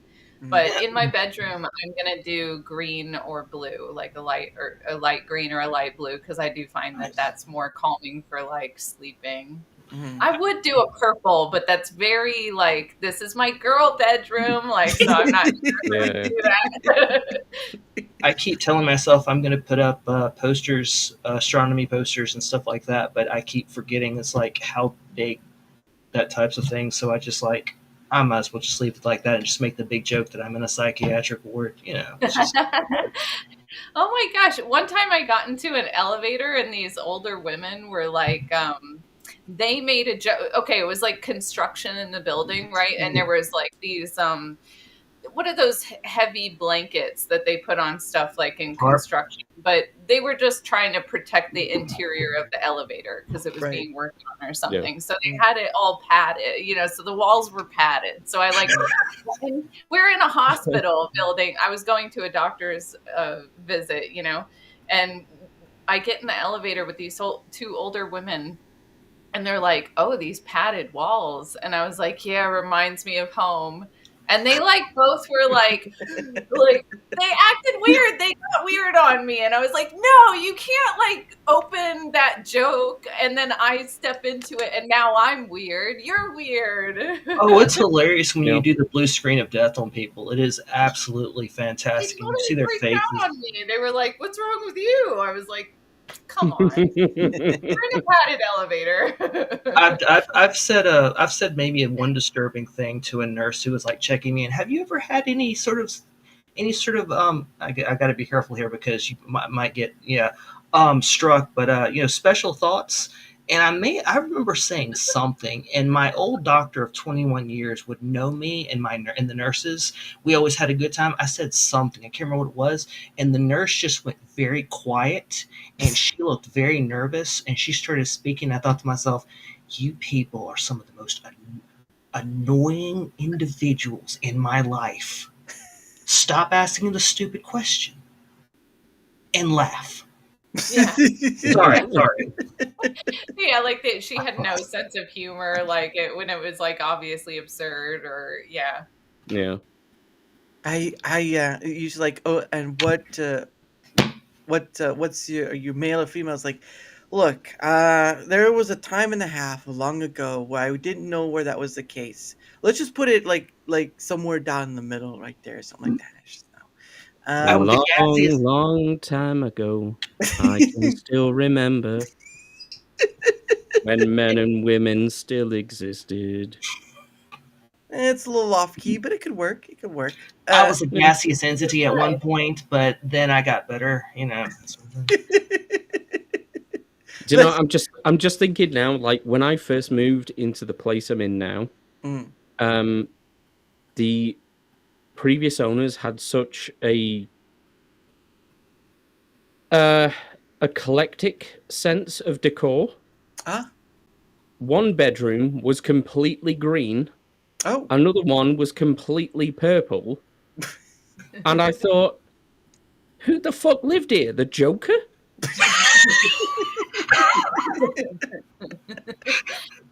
And it was then that I realised I needed Bat Tracy.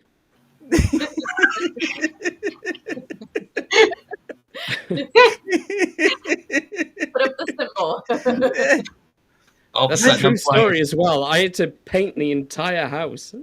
Oh, that sucks. Yeah. Oh, wow. man. Yeah. Especially when you consider when you try to get like a gallon of paint and it's expensive as heck. Like, oh come on, seriously, Oh, you're yeah. just at one point you pick one color. It's like, all right, this is what the house is gonna be. This one color. Yep. But that 'Cause I- sounds so garish. Yeah, The it colours. was. Like, Yeah, Purple's my favorite color as well.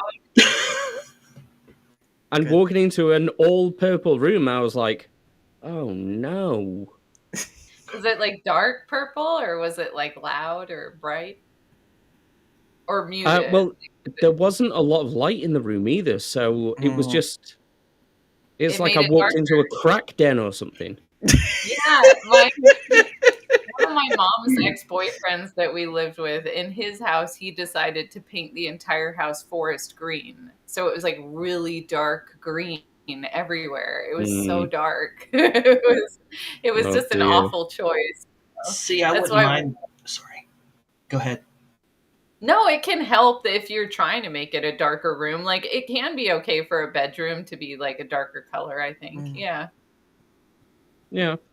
There was a video I was watching, and it was a guy does like scientific stuff or whatever, like just like homes experiments or whatever, and he was showcasing off like the darkest color that or paint you could get, and it was basically it was black, but it was so black that it would absorb light itself. It wasn't Vance Oh. Black, was it? I don't. I was remember- thinking that, Tracy. Yeah. I can't remember what it was called, to be honest. I can't. That is the blackest black on earth, next to Wesley Snipes. Jeez.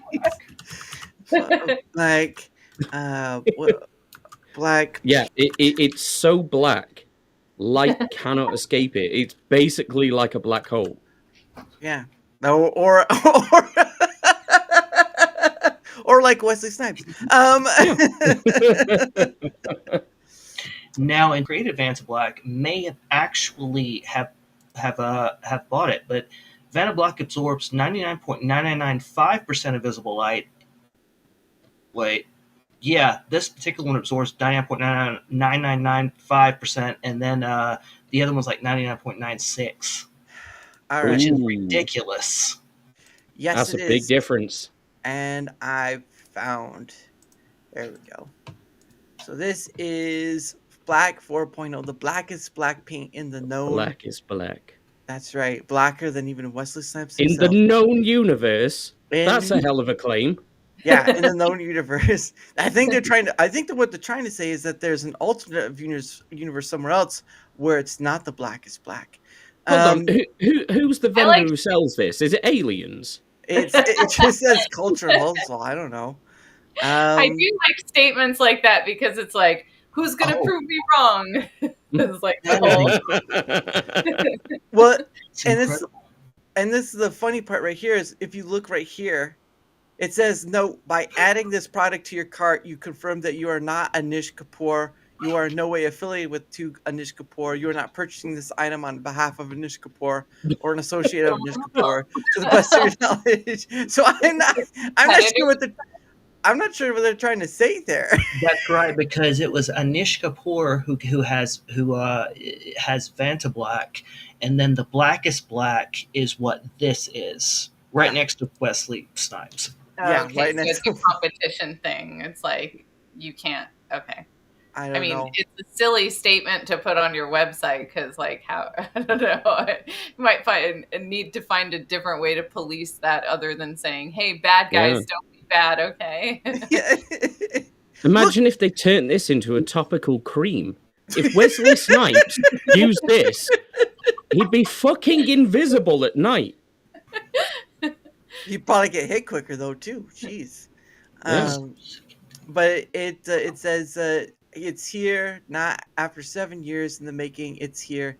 Black 4.0 is without a doubt the blackest paint in the known universe, born out of Stuart Semple's obsession to share utterly unique art materials that elevate your art. Here's a material that has never seen before by the human eye. When Stewart's obsession came into contact with Anish Kapoor, not letting people have Vanta Black. Okay, so that's why. Because Yeah. Anish Kapoor was not letting have people have Vanta Black. It led him down a black hole that resulted in the release of Oh, You know the heavy breathing meme? I see black holes actually do like having the heavy breathing as they're looking at the blackest black. Like, mm. Once you see this black, you never look back is a really good, the clever tagline. Yeah. Right. I'm trying to- I don't want to hear his voice, but basically, I mean, you can see that's that. it. That's insane. Wow. Yeah, look at that. So that's the blackest color right there, but they've already painted half. See that? Mm. That's insane. But yeah, Black 4 does this, absorbs all the light in known universe as well as other universes, works on all surfaces, thins with water, archival, no cooking, vacuum chambers, or massive ego needed. Brush or airbrush. High quality pigments mean a light travels light years. A little travels light years. The maddest, flattest black you'll ever see. So I'm guessing they really don't like Anish Kapoor. I'm gonna guess so. Yeah, I forgot the reason why, but Anish Kapoor is a I want to. Oh, forgive me. I think he's like an artistic snob. Well, There's something that he did that really Artistic or autistic? probably both that really bothered. Because I think we're all autistic, in all fairness. I think we are. So they basically trolled him with that, and they trolled him with the pinkest pink. I do believe. I wouldn't recommend painting with the pinkest pink, but yeah.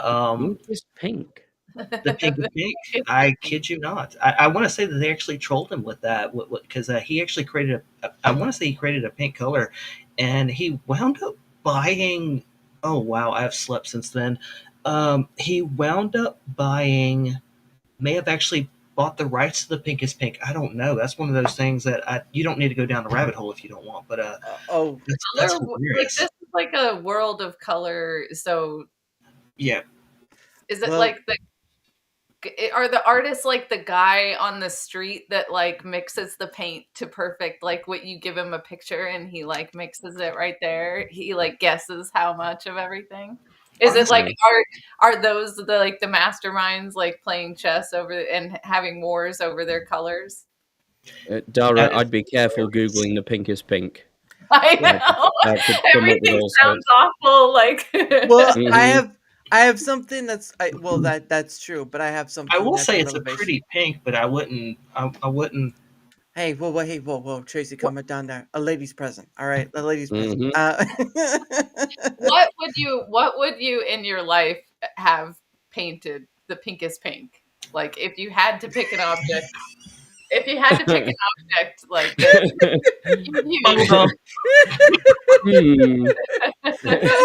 No, don't I answer veto that question. fine. I veto that question. I'm not going to answer that question. And I don't know, like what should be pink? There's What a whole lot should be pink? Like a toothbrush is fine or something like that. A spoon? Yeah. Makes I sense. thought you would have. I thought you'd at least go with a car or something. That would have been like, but a toothbrush is kind of. That's kind of like being safe right there. Okay, well, I don't It's a want to little drive extra. a pink car. I don't want any extreme colors of on my cars. Like my first car was purple, Mm, and it was like custom. It was a custom color. mm. So, Yeah. and I just bought it used, so I didn't do Ah. any of that to the car. But Yeah. I liked it. I called it the grape, but The grape. my car was the grape. Yeah. What were did, you But- doing in it? Huh? Oh God, no! It was a purple Honda CRX. It I was was- just a small, like little bubble car, so it felt like I was like driving. I should have called it the blueberry, but I wasn't clever enough. But I would have. but- I would have been like, it was one of those cars that had the hydraulics, like. it was sold to me by like a kid who was trying to like rod it out, like make it like a hot rod, but like they Yeah. didn't get there. So the Mhm. engine that I got blew up in like a week, and I lucked out. I knew a guy Blew up. who knew a guy who Yeah. got me an engine installed for $100. Good. And we went to the guy's shop. I don't know if he was like, he must have been on drugs, because like, why would you install an engine in someone's car for $100? But there was something going on, but he did it. So, and I Yeah. got Hey. like a year and a half or 2 years out of that car. So Dave Chappelle did a whole skit about that. yeah. About if you're around at the right time, you could get like a VCR for like $1.50. Of course, Jeez. they don't even exist anymore, so That's true. VCRs even are- cheaper, I guess. Oh If you- yeah, like a VCR, like for a while that was like, it was almost like tennis shoes or something. Like you didn't want a used VCR because they were cheap enough brand new still. So Yeah. like $1.50, but now like they're probably bought up, and like a lot of people are into vintage sales and stuff. Yeah. I just wanted to make the mega VCR. Just get like 1,000 VCRs together, and it just transforms a mega VCR. A sentient super VCR. Are you a Decepticon or an Autobot? Its Yeah. incredible ability is to tangle up all of the tape inside the tape and fire it at enemies, Oh, thus tangling them. Goodness. oh, memories of winding a VC of winding the tape back up. Tape, Yeah. Mm. Yeah. I used to do I used to record the radio on the boombox, Yeah. with the both buttons. Yeah. I'd be like Yeah. perfect timing, and get your timing right, so you didn't have to Exactly, yeah. you had to Play get and- it right. Play and because it was pause tape. whilst recording. Mm. Yeah, Wait until the adverts are gone, then that's off right. you go. Yeah. And then you're like, yeah. And sometimes I would record like a whole hour of radio or whatever. Maybe it was just the 10 minutes before the next break or whatever. But I would record whole sessions and then play those over the next day at school. My tape. VCR wise, I had all of the John Pertwee era of Doctor Who recorded except for 2 episodes Oh. and then I turned around and I tried to do the same thing with not Fifth Doctor. Tom Baker? No. No, that's Davidson, Peter Davidson. And I got partway through, and it was like, no, I don't have enough. I don't have enough VHS. Ran out tapes. Yes. So whenever I was bored, I would watch all of John Pertwee. I think I watched so much of the Pertwee era. Mm. Oh, the Pertwee era was great, though, in all fairness. Oh heck yeah! Oh yeah. There was one year that his son, Sean, he actually dressed as his dad, as the Doctor. Wow. And it was kind of, it sort of stabbed you in the heart a little bit, knowing that he's wearing the same stuff that his dad used to wear regularly for his job. Yeah. Aw, that is sweet. Yeah.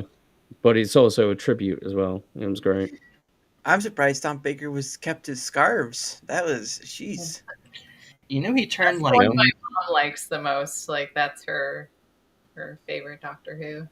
my Uh, mom Yeah. is my mom as well. She was watching it when I was, I think, 2 years of age. I guess she was watching the reruns, of course, and yeah, she loved her Tom Baker. Yeah, I've got to say, I'm a Tom Baker dude as well.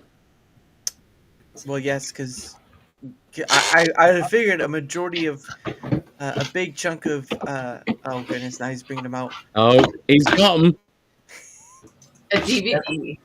Well, they're cassettes, but there's Deadly Assassin, there's The Brain of Morbius, and they're all dirty. So let's. Nice, nice. Those are cassettes. That's cool. Yeah, I actually have the Eighth Doctor special, which really gives me a little bit of cringeness with the whole half human mess. Mhm. But that TARDIS, that is the most gorgeous TARDIS that I have. I wish all the TARDISes would have been like that. Like all subsequent TARDISes would have been like that one. Oh, was this the Paul McGann? Yes. Yeah, yeah.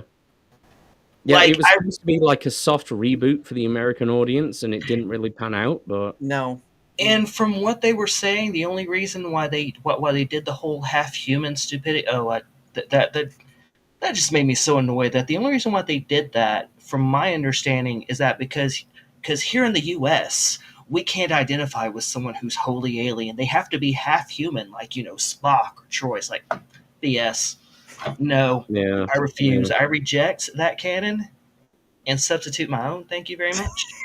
yeah. I think a lot of people generally just skip over the movie. Like Well, it's, I will Mm. tell you, it's good act. I do like some of the acting. Like Paul McGann was wasted. Like I Paul really McGann is actually great. Yeah, beautiful, and Sylvester McCoy. Mm. I Yeah. enjoyed, but I yes, love Sylvester McCoy as well, though. There's so many good doctors. I really do struggle to pick between them. Mm. yes, Well, I can. I can easily exclude some of the more recent ones. Oh yeah.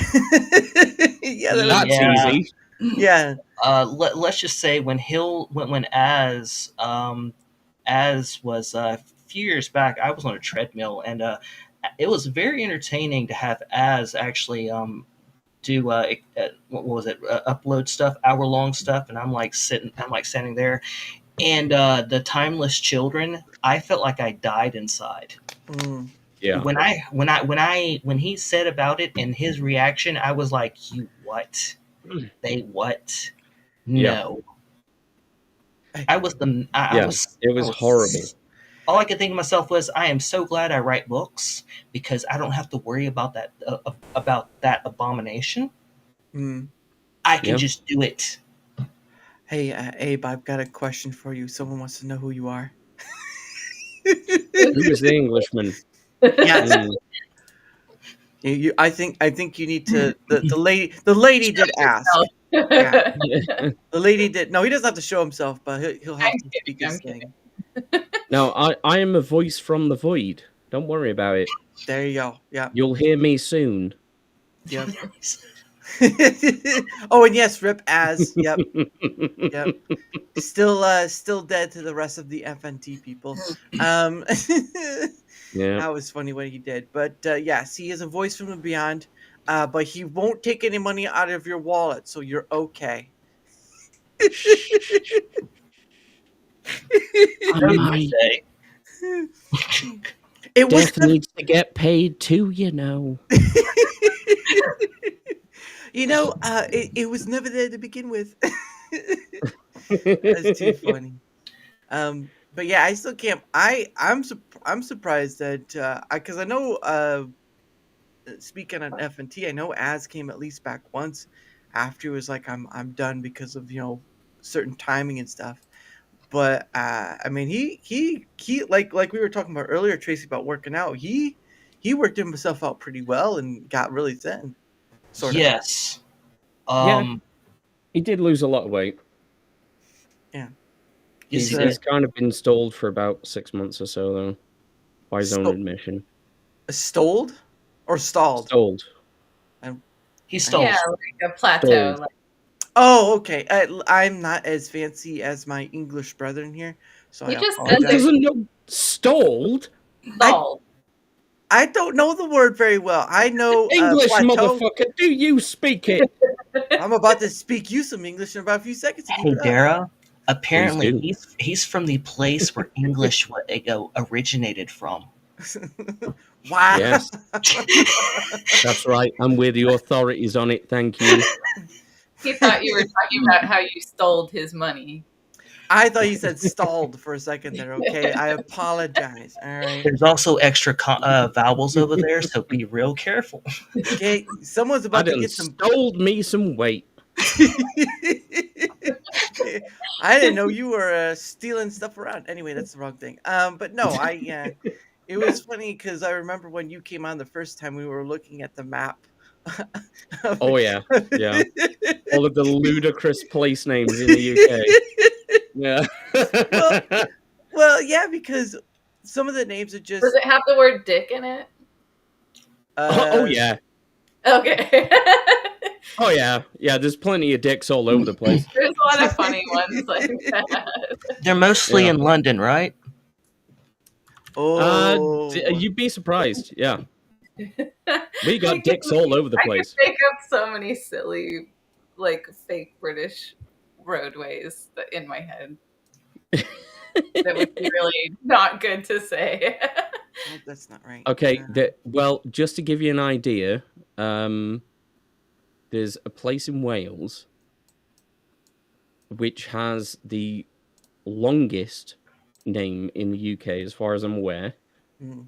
And Oh. I'll Oh, I've just heard of that. Okay. I'll see if I can post it in the chat here.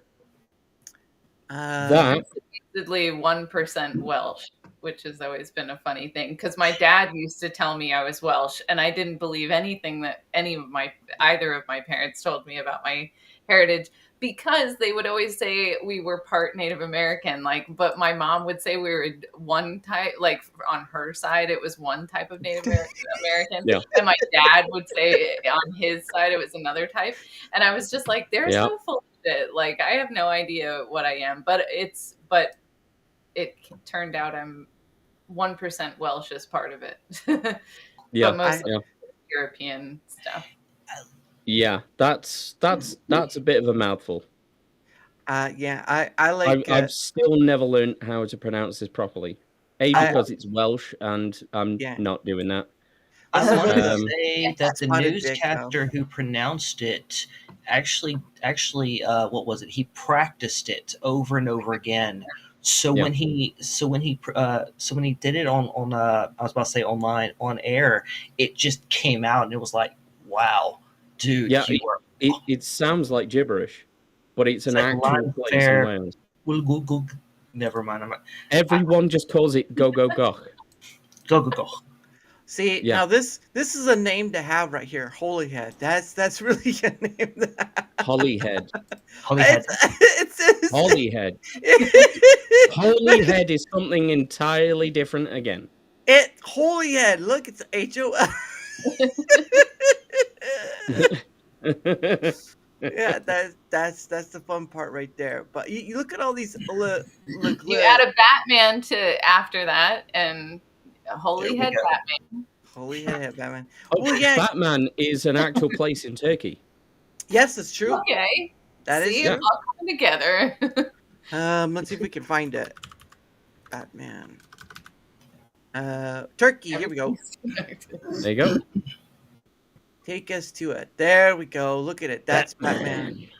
That's Batman right there. Look at that. Batman. Look, he's even got a part. Batman Ataturk Parky. See? Look at that. He's got a museum. He's got all this stuff. But yeah, Batman is the name. I found that out too, and I was like, "There's no way." And I was like, "Man, that's gonna be a lot of copyright right there." No, I just want Where's Lex Luthorville?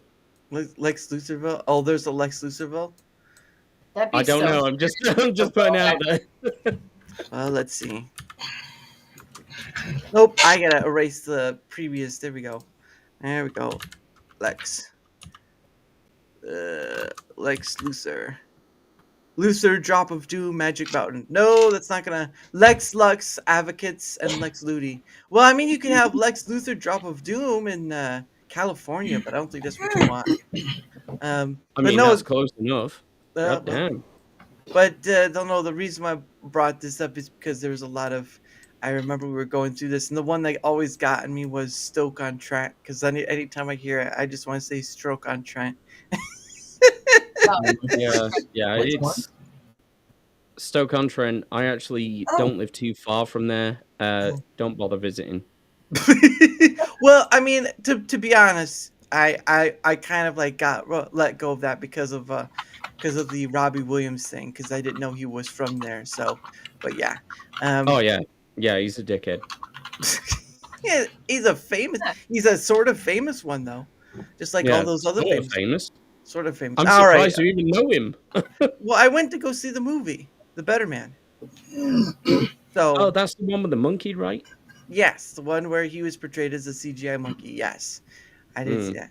Tracy, I've not seen that yet. What is it's a movie? yeah, Better Man. Apparently, yeah. Yeah. Okay. And I shall show. Oh, that was. I have to split the wording. There we go. There we go. Tracy. Your turn. Goodness. Yeah, All right, would there you not go. recommend. But again, it's about Robbie Williams, and it tells a sort of biographical story, although it is a bit exaggerated, like most biopics are. But Well, yeah, it's a monkey. yes, I get that. Oh, okay. Yes, I get that. I saw the movie, and for me, it made sense. Sounds Once I watched the movie. awesome. Yeah, I get that. I saw the movie and it made sense to me when I went to the movie. This But was the worst Planet of the Apes movie I have ever seen. you can't say there wasn't musical enough though. So there's that. But yeah, I've seen it. I don't think the physical copy is gonna come out until May. They said, but yeah, I'm gonna get it off because I know you're giggling over there, Abe. All right, goodness sake, I think I may have broken Zora there. it's okay.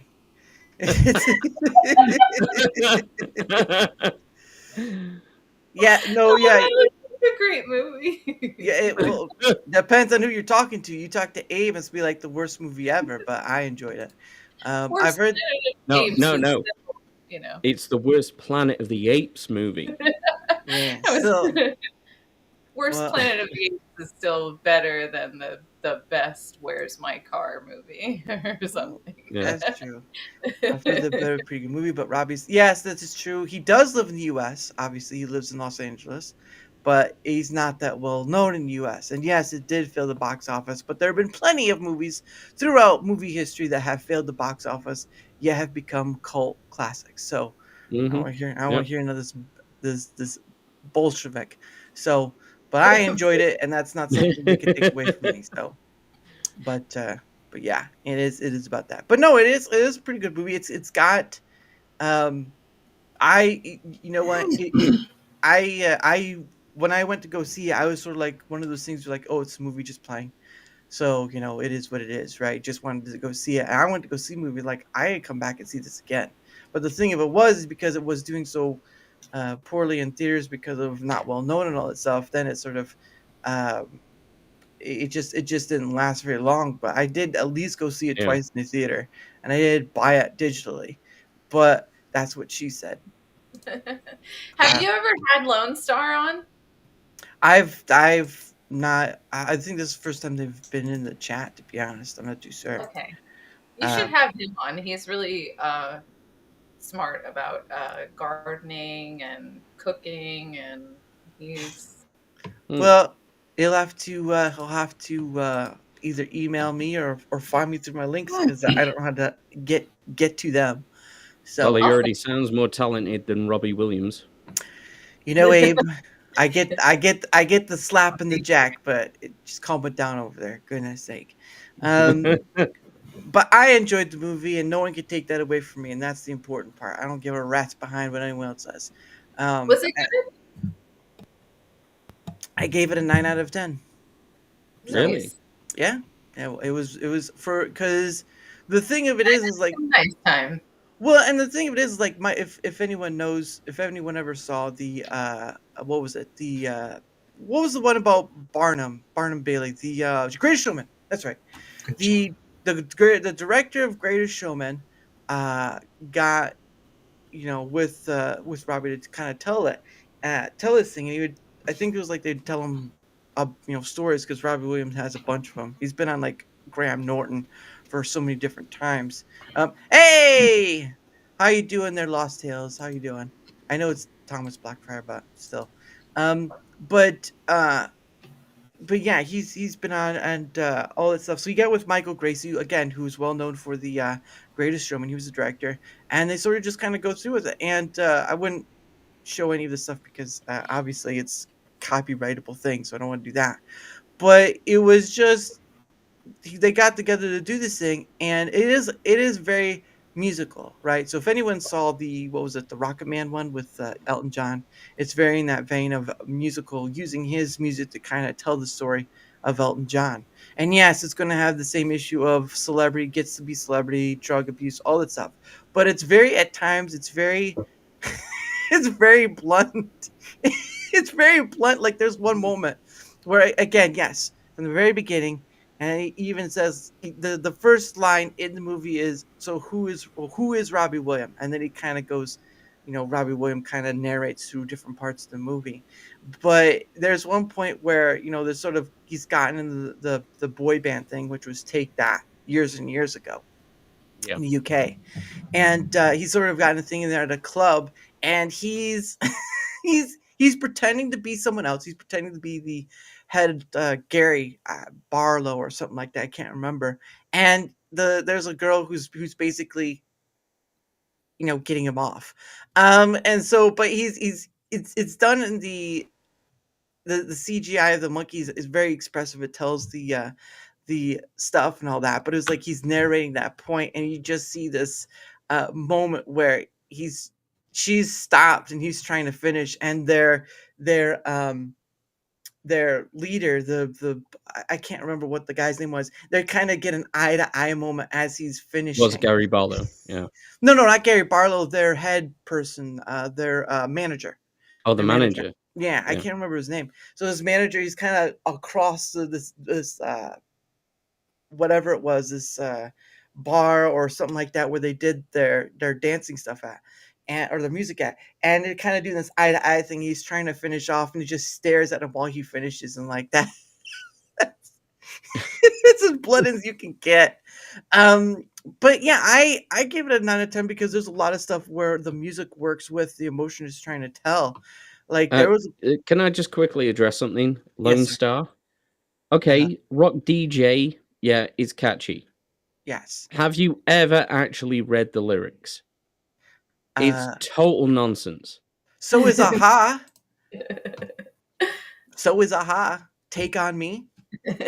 That's basically nonsense either, and that's a well-known song. Yeah. Oh no, Now- this is like Take On Me had batshit some crazy cohesion. nonsense. What? Yeah. Well, Sorry. no, you're fine.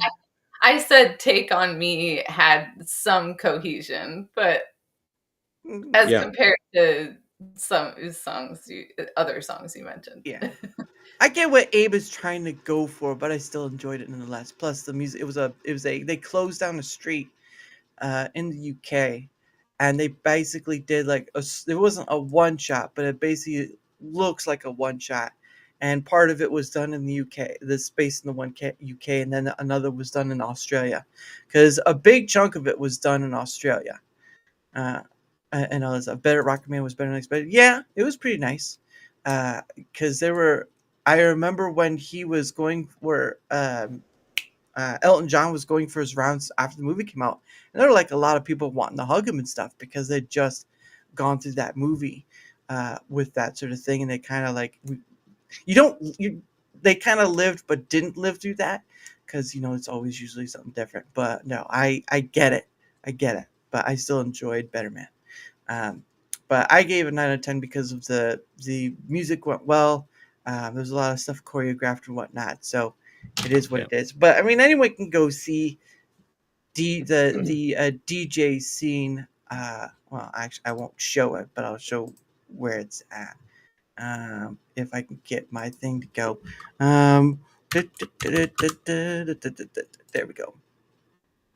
So anybody can go see the uh, rock DJ thing scenario from on YouTube because he did post it there, and so did Paramount. But it's basically like this long one scene of playing the song, and they kind of go through the changing of their clothing. But I'm not gonna play it anymore, otherwise I'm gonna get in trouble with YouTube. But no, I enjoyed it. Nobody can The take it from me. actual original music video for that song was really, really weird. I Yeah, don't no, know if you've I ever saw seen it. the yeah, I seen like snippets here and there, and I'm like, I would not have gone through that music video because he basically goes to the scene where he's taking off his clothes and then he takes off his skin, and now he's just Yeah, all muscle and ugh. So I yeah. like this one better. And it's almost like a dancing corpse at some point. And I'm like, what was this supposed to portray? Drugs. It was all drugs. Um. Yes. All right. All right. Jeez, hold on there. I gotcha. There you go. Now you can post links. Goodness sake.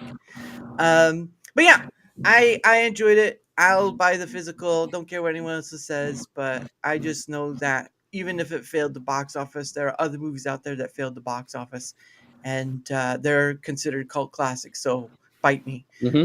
Not physical. Idiocracy being my favorite one. Oh, that's right. Idiocracy. Yep. Yep. Yeah. Idiocracy failed at the box office too. I remember I saw that movie and I went and told someone at the cafe I used to go to, like, oh, this movie is really good, and it's a commentary. It's, social commentary. It's like a parody of what's really going on. Like, that was back like before I really didn't even care about politics. But when I watched that Yeah. movie, I was like, wow, I relate to this so much. Like, this does seem like Oh, what's totally. going on. And it was way before COVID or anything, but yeah, I Yeah. remember the guy saying, like, that movie was so awful, it was so terrible and like campy, and I was like, well, it was intended to be campy. Like, I mean, it's supposed to be campy. Like, it's sort of like sometimes if you tell somebody to watch something and they don't grasp the style, it's like they're in like a different, so it's almost like they need to watch it twice or something before like they're gonna click into like, oh no, this was intentional, it's not a mistake, that it's kind of offbeat, like it's supposed to be like that. Yeah. If you want to pitch the movie to people, just say, right, Terry Crews is the president, but he's a moron. Well, I mean, there have been some other other times he's acted that way too in other I might places. vote for the real Terry Crews. He seems pretty cool. Terry Crews legit would be, yeah, he's great. He seems like the poor guy, like he got like sexually harassed or something, and he's like talked about it, and I don't know. So I think that is kind of brave, especially at the time that he was doing that, because I don't know. It's a tough thing. It's a tough thing to like, say as a guy, I guess. Yeah. Hold on. It shouldn't be. It shouldn't like get a guy judgment, because guys do get harassed. I used to work at a grocery store, and there was this guy that was kind of, I don't know how to describe him. He was sometimes called Tarzan by some of the people that worked there and shopped there or whatever, right? Yeah. So he was a handsome guy, but he was like in his 20s. He's like 21 or something. And this was like a nice, sensitive guy. And he would get so sexually harassed by women and men sometimes. That like I saw it really hurt him sometimes. Like he cried a couple times, like by the way that people were just so impulsive and aggressive with him, I think, and I was like, that's exactly what that is, and like it doesn't feel good no matter who you are. So. Yeah, that's under. Yeah, no, that definitely was the story. I remember hearing about the Terry Crews stuff, and and all that. I mean, I can't imagine like someone like Chris Hemsworth doesn't get a little side talk either because of how muscular he is. I mean, basically was made to be naked in that one in Yeah. that one Love and Thor. I think it was like Love and Thor, was it? Or what was that one Thor movie? It was him in Love and Thunder. was it Love and Thunder?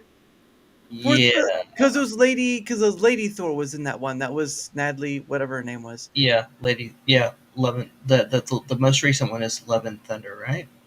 Yeah, I think so. Yeah, yeah. that was with Fat Russell Crowe. So he's not taking well care of himself. But anyway, beyond that point, before I get in more trouble, it is it is the top of the hour. So, of course, as always, I said that's a time for people to promote themselves. But I know a big chunk of my people don't have any to promote themselves. So if you have words of wisdom or maybe some words to live by, that's your time to shine. So, Tracy, I know you got a book and stuff. So sell that book like your life depends on it. Well, I guess I'm dead now.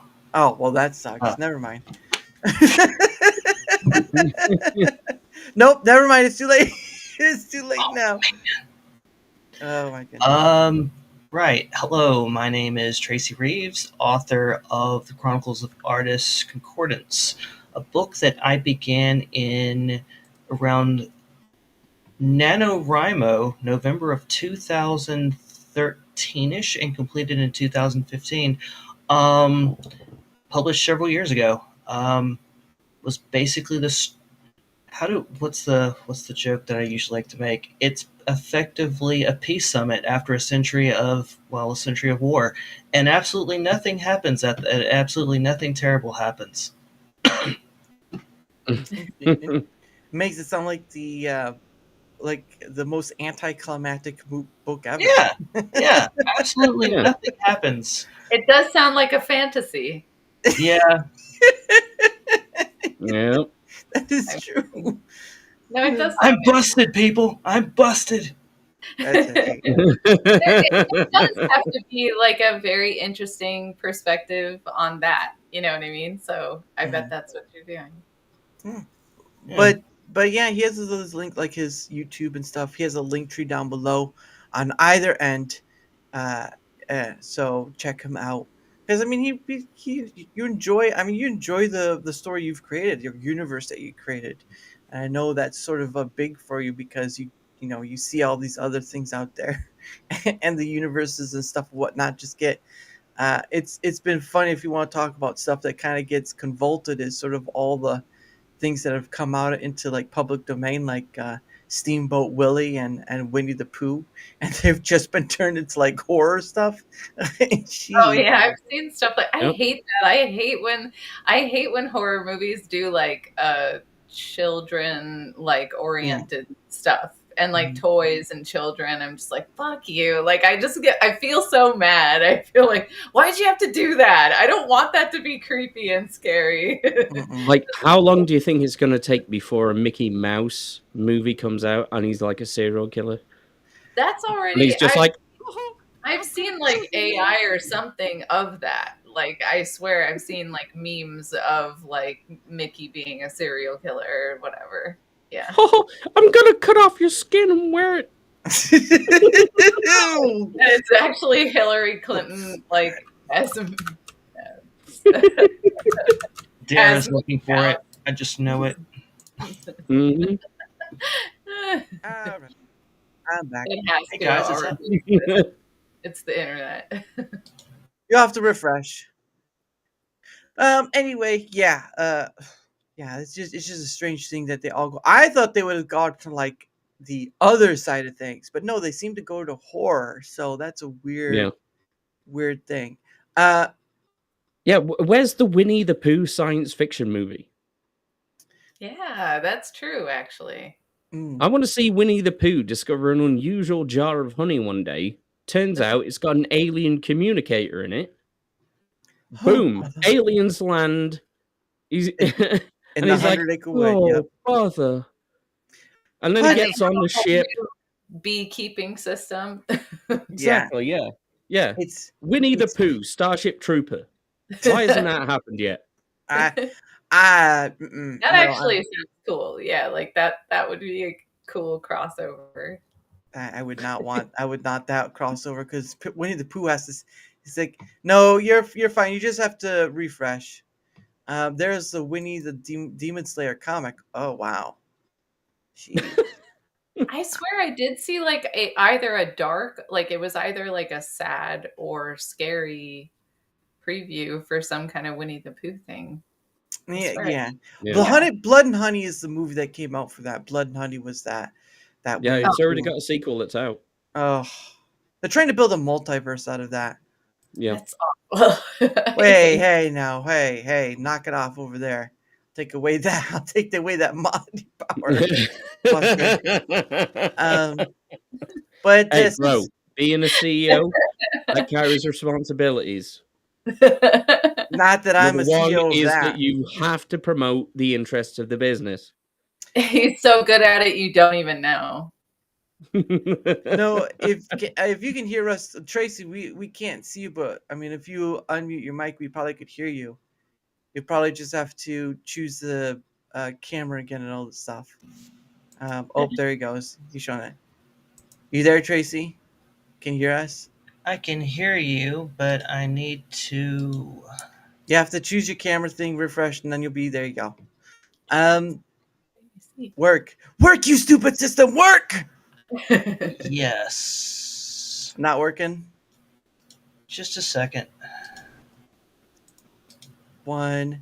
There we go. Oh my gosh, he even looks brighter this time too. Yeah, the entire thing actually crashed and then I F5'd it like twice, and then I just X'd out the entire thing and came back in. Yeah.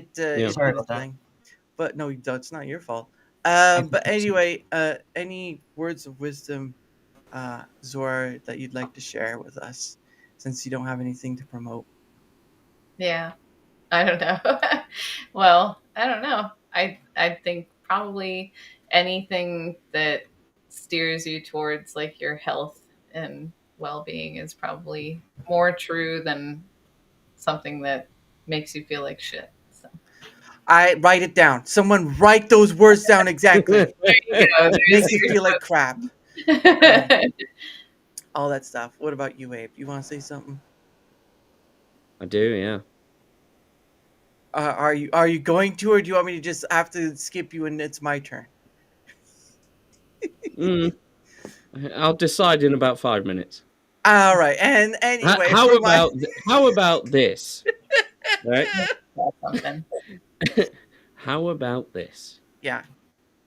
Sure. Every poo-poo time is pee-pee time, but not every pee-pee time is poo-poo time. Riddle me that, Batman. Next. Anyway,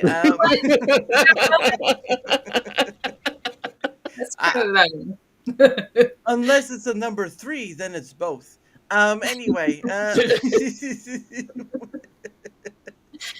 I'm not gonna walk out of this car crash alive. But anyway, whether you're on the Rumble side or whether you're on the, I didn't even do it for the last one too, but we even skipped over me for the last one. It's my fault.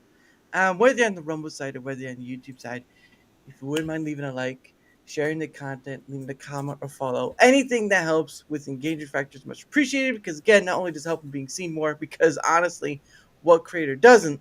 But it also helps in having other people on, like all these wonderful people here who I've met through this journey of Dara Chat and Dara's Hangout Den and all that stuff. And you're all wonderful people, and I appreciate your giving of your time and all that stuff, because it's not an easy gig trying to wrangle people together to just come and have a conversation, which you would think is the most easiest thing people could do. But it ends up being one of the most difficult things that many face, and I appreciate you all for that, including you, Abe, even after the last minute. Anyway, any help? Yep. See, you're much appreciated. See that I shouted you out. But any help any help with the engagement factor on either end, Rumble or YouTube, is much appreciated. Of course, I have a link down below, of course, with all the Tracy as well. And you can find my Twitter X, you can find my email. I have a Discord thing, but it's mostly just for DMing because I don't have a server. I don't do that. I only have enough bandwidth in my life to deal with what I can deal with. So I have a link down there too. If you'd like to take up the opportunity coming on, and April is shaping up to be full again, or be full. And the funny thing is that next month will be a full year of doing this kind of scheduling. So Nice. like the daily stuff. So yes, even if I've had to fill the spot myself, it's been almost a year of doing all this sort of scheduling type of stuff like that. So it's been interesting. It's been tiring at some points, but it's probably the best thing I've ever experienced because despite all the hiccups and all the stuff, I have gotten to meet over 100 and different people with different perspectives, and I think that's something we all could appreciate if we get to experience that because like I said, I try to do this thing to try to reach across that point or table and whatnot because we don't seem to do it very much, or it doesn't seem to be out there very much. And how wonderful it is, how powerful it is to have a conversation about whatever with someone and seeing where it goes from there. And you've seen that for the past 2 hours. So any help with the engagement factor and link down below, I appreciate you all, including Abe's wonderful rendition of Not Every PP But Poo Poo scenario. So there's that. That should be a musical. Oh, look, there's two. There's two puppies. Oh, Doggos. These are the boys. oh. Oh, One of them. Yeah, you could tell you can pretty much tell the difference between almost one looks like a lab. Was a retriever sort of look, and then you have a Chihuahua sort of look. There you go. So will you give them? Nice. Will you give them away to people like you did the last batch? Yes, I have to find people to adopt them. I do have some people that already want them, but like honestly, I'm just gonna kind of feel it out until I find the people I feel the most comfortable with giving them to. So I haven't actually promised them to anybody. Yeah. And people change their mind a lot, so you just can't expect people to. I mean, it's a puppy. Like I don't blame them, Yeah. to be thoughtful about it. So I don't rush people to like decide or whatever. So I think what I'm going to do is I'm going to get a little cart. Like I need like a smaller cart because I was going to take the cart I have. It's too big, but I want to take it to like a farmer's market and just like pull them around. Because honestly, walking around with puppies is like being famous. That's true. Like when I experienced it last time, I was like, I don't know what that's like, but it has to be something like this because people get excited. They want to talk to you. They want to touch you. They like feel comfortable with you a lot faster because there's something so obvious to talk about or something. They're just like, oh my God, the puppy, So I was like, I can easily find people to adopt them. I just need to be choosy and like choose the right people. You know? You need to be a bit snobbish. It's understandable. You got to be a bit snobbish with the puppies. We got to think of the animal welfare, haven't you, really? Yeah. Like one guy wants the little boy, the little white color, like little marshmallow guy. And the thing with that is he's the guy wants him like right now, and I was like, no, like they need to be like 8 to 10 weeks or they could have like behavioral separation issues and stuff. And so I was like, let's wait, but he has like 4 other dogs, which I'm okay with. At least he's a dog person. And I did ask him to send me pictures of like where he lives, and it looks pretty okay. But so I don't know. I just don't know. So if I find a better home for that dog, then it goes to the better home, Yeah, it's being thoughtful, especially with the last batch you did. And Neuro says puppies are a ton of work. Dogs are great listeners though, and are always in the mood for a game. I think he was trying to say game, not game of fetch. Yeah. That would be a weird game to play though. Game of fetch. That sounds like Red Rocket. Red Rocket. Sounds like a good start to No, a book. that's the horror movie of that. And he came of fetch. Oh goodness. Typos. It's okay, Neuro. We got it. We got it. It's a good start for a title of a book though. Came of fetch this summer. The dogs are getting rowdy, and you best believe they came of fetch. The return of the Red Rocket. That's right. Red Rocket don't play. He ain't no simp. I didn't know you had that in you, Dara. I can do a lot of things, but don't ask me to do a handstand. It's not gonna work. Do a handstand. All right, let me try. And it fails spectacularly. Well, I know if I have to go to the hospital, is it still spectacular in that regard? It'll still count. Yeah. It's fine. I give that a 4 out of 10 stars. Oh, my back. Oh Lord. Oh goodness. But anyway, I wanted to see. I found so when we were talking about that color thing, I found that Oh no. versus 4. It's not that one. It's about the controversy of. So I was able to find it, and it talks about the Vanta Black controversy. Anish Kapoor versus Stuart Semple, which, yeah, that's a name to say. The sculptor, installation artist bought exclusive artistic right to the world's blackest black in 2016, resulting in widespread controversy and long-standing feud with Stuart Semple. And I like how they do the pink sort of thing right there. But yeah, it is very. That looks like bubblegum pink right there. Wouldn't touch it with that. The But pink is pink. yeah, there you go. Earlier, when I had my phone like this, if you saw my face aglow, that was from the pink is pink. Thank goodness it was from the color.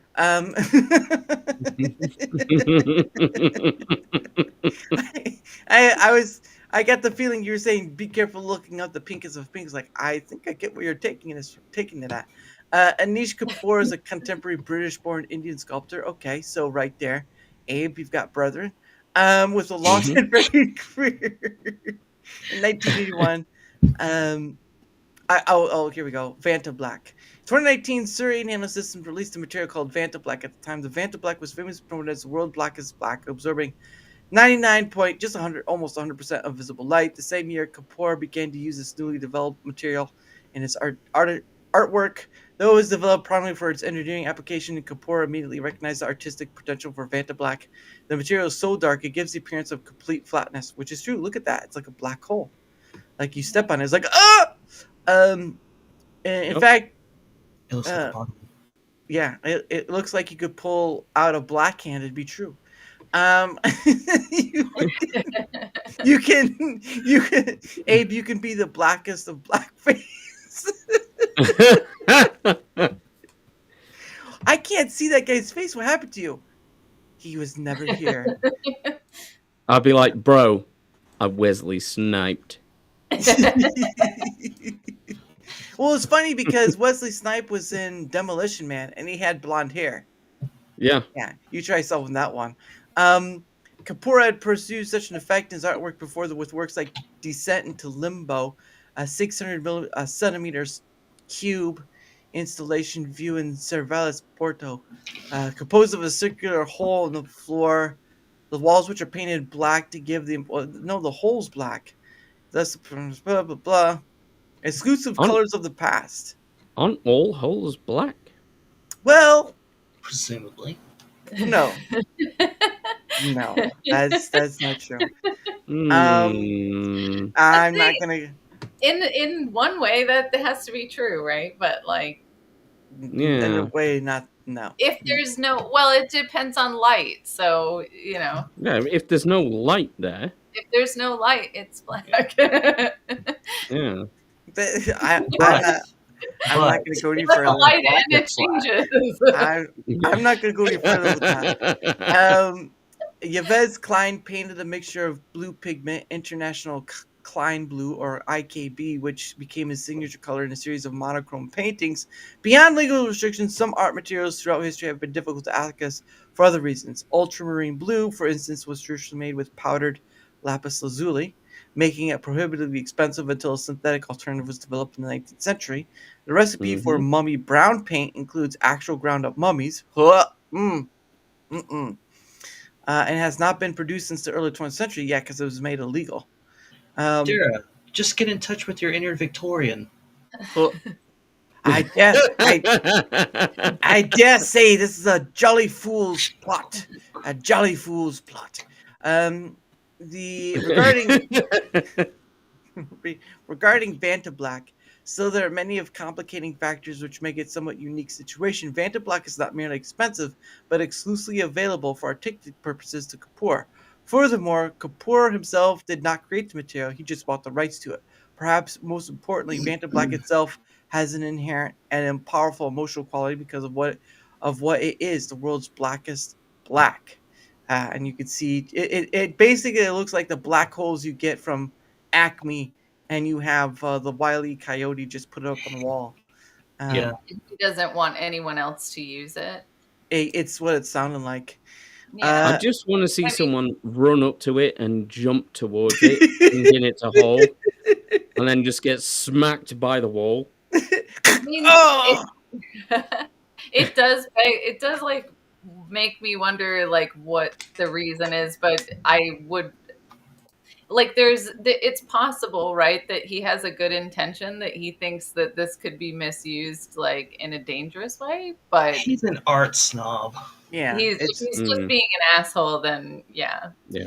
Because they said right here, among the wide derision expressed towards Kapoor's actions, the artist Christian Furr made the case that Kapoor was hurting the artistic community in the interview. I've never heard of an artist monopolizing a material. All the best artists have had a thing for pure black. Turner, Manette, Goya, this black is like dynamite in the art world. We should be able to use it. It isn't right that it belongs to one man, which is kind of true. As Furr notes, artists throughout the years have used color pure blacks, especially to various and great effects.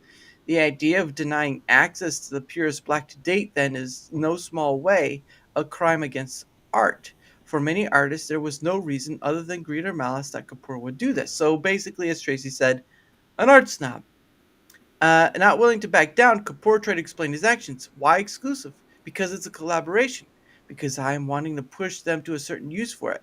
I've collaborated with people who make things out of stainless steel for years, and that's exclusive. Though Kapoor felt that he had to work closely with the makers of Vanta Black to realize its artistic potential, many still felt his choice to retain exclusive rights to color was wrongful. Yes, because you can't own a color. That's the point. You can't just own a color. Well, what's more egregious about this is that it's a claim to a concept of a color that is that which is without color. Yeah, it's absent of color. That's insane. Not only that, but can absorb light itself, like a big old black hole, or as some would call it, a Monday night. But anyway, those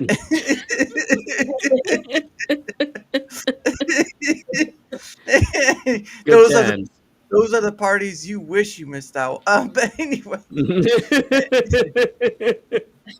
anyway, here's the pinkest pink one, and that almost looks like man. That is angry pink. That's like slap you in the face pink right there. And it says instructions: mix with water, acrylic medium, or in linseed oil to desired consistency. I'm glad they could write instructions on there. The most direct and biting reaction to Kapoor's monopoly on Vanta Black, however, was Stuart Semples. As another British artist, my gosh, your people have issues there, Abe. They're fighting over each other for color. I'll just have a quick reminder here. We invented time. We invented color. We basically invented the entire universe. So you're welcome.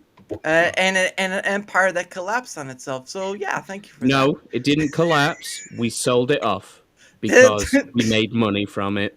And I remember when Hong Kong finally was no longer a British colony. It was 1999. I think I had just graduated high school too, and it was actually the coolest thing watching Hong Kong getting, the changing of the guard. It felt like the weirdest thing in the world too. Yeah. It's like They went from being free, ironically, under British rule, to them becoming part of a communist dictatorship. Yeah. I guess that didn't work out too well for them, did it? Nope. And Lone Star says his thought process is flawed. Stainless steel is exclusive because of the cost, not because of any art world gatekeeping. Well, no one said. You know what? I'm gonna stop that thought. I don't want to get too far. I don't want to say what I was gonna say. Otherwise, I might offend people. Right, just scroll up a little bit, Dara, to get the picture of the pink on screen. Yeah. Just there, right? Okay. So, has everyone seen Santa Claus the movie? Yeah, the first one. Which one are you talking about? The claymation thing? No. Santa Claus the movie. He's talking about the one with Tinnet Malin, I believe. No. Oh. No. Oh God, I'm on a show with kids. Damn. Hey, calm it down there and explain and drop the beat, all right? Gosh. Right. Santa Claus the movie from 1985, right? It was a British-American Christmas film with Dudley Moore, John Lithgow, and a bunch of other people. And it's sort of like the origin story of Santa Claus. And they made these magic candy canes. Yes. I remember this movie too. I was a kid when it came out. I freaking loved this movie. It's amazing. I watch it every Christmas. Oh, right. And the magic stuff they put into the candy canes to make people fly and do all sorts of stuff looks exactly like this pink. Just refresh, Dara. No, I know it. One you're talking about the Ralph Boschke. No, that's not him. What was the? They're known by. Because there was that. There's also Rudolph the Red-Nosed Reindeer. There's the I think that's what you're talking about. It has the voice of Mickey Rourke as Santa, isn't it? Yeah. No. It's none of those. So basically, at the very beginning, Santa and Santa and his wife were like delivering toys. They come up on a. Oh wow, I'm gonna get this wrong. But they basically come up on a place in the North Pole, and then the elves are like, "Hey, guess what? You're gonna be Santa." Is effectively it. You want to make toys, you enjoy all this stuff. Just post you this link. Yeah. There you go. You should be able to see that. I got it. It's been ages, but If you've never seen it, I borderline violently recommend it. It's so good. I said violently, so I'm gonna have to. It's like, for me, this is the best Christmas movie ever. David Huddleston. Okay, David I've Huddleston. never heard of that in my life. John Lithgow, obviously. Dudley Moore. Oh, I love John Lithgow. Okay. Yeah, I was 4 when this came out. Depicts the origin of Santa Claus, played by Huddleston, and his modern-day adventure to save one of his elves, Moore, who has been manipulated by an unscrupulous toy company executive Lithgow. Okay, so the Brits are making the Americans look evil. I get ya. No. I thought we were evil. We don't. I mean, you are evil, but you're also our children, so can't watch really yourself. say shit. Fantasy film, Paris-based father and son production team of Alexander and Ilya Salkind. Salkin, I guess. I don't know how to say that. Released in North America by TriStar Pictures on November 27th, 1995. Santa Claus movie flopped. Another movie that flopped at the box office received negative reviews from critics. Wow. Wow. And yet, he's still consistently shown every year on terrestrial television in practically every territory you can find. Which goes to show you what people think about the critics. Yep. Yeah, but exactly. That's a different story altogether. Nothing but a bunch of crap. Excuse me. In the Middle Ages, a woodcutter named Klaus delivers hand-carved toys to the children of the village each Christmas, accompanied by his wife Anya and their reindeer Donner and Blitzen. Upon attempting to cross the forest, their sleigh is caught in a blizzard and all seemingly succumb to the cold, but awaken in the North Pole, whose every inhabitant becomes immortal. They are greeted by the resident elves, whose leader duly tells Claus coming was prophesied and that his destiny is to deliver elven-made gifts to all the children of the world. Well, how about that? The following Christmas Eve, Claus is given the title of Santa Claus. Hello, everyone. My name is Santa Claus. Here's your gift. Now get out of my way. By the ancient Imagine elf. if he was called Jeff. My name's Jeff. I'm just Santa thinking Jeff. gay Santa Claus right now.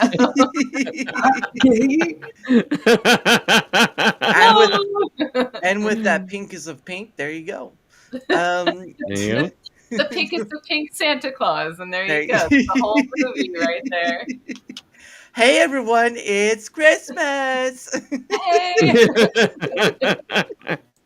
Let's give those gifts. Everyone, wrap a gift. Okay, bitch. Like, he has his wife is just his beard, you know. Yeah. Mhm. Hey, Blitzen, you need to let it go. All right. You're getting a little too big around the hips. All right. We need to cut it back. Blitzen, that look Oh my is God, so he's- last year. Oh my God. Bitchy to the reindeer. That's Rudolph's a bit chunky this year. Someone's going to get leaves. Do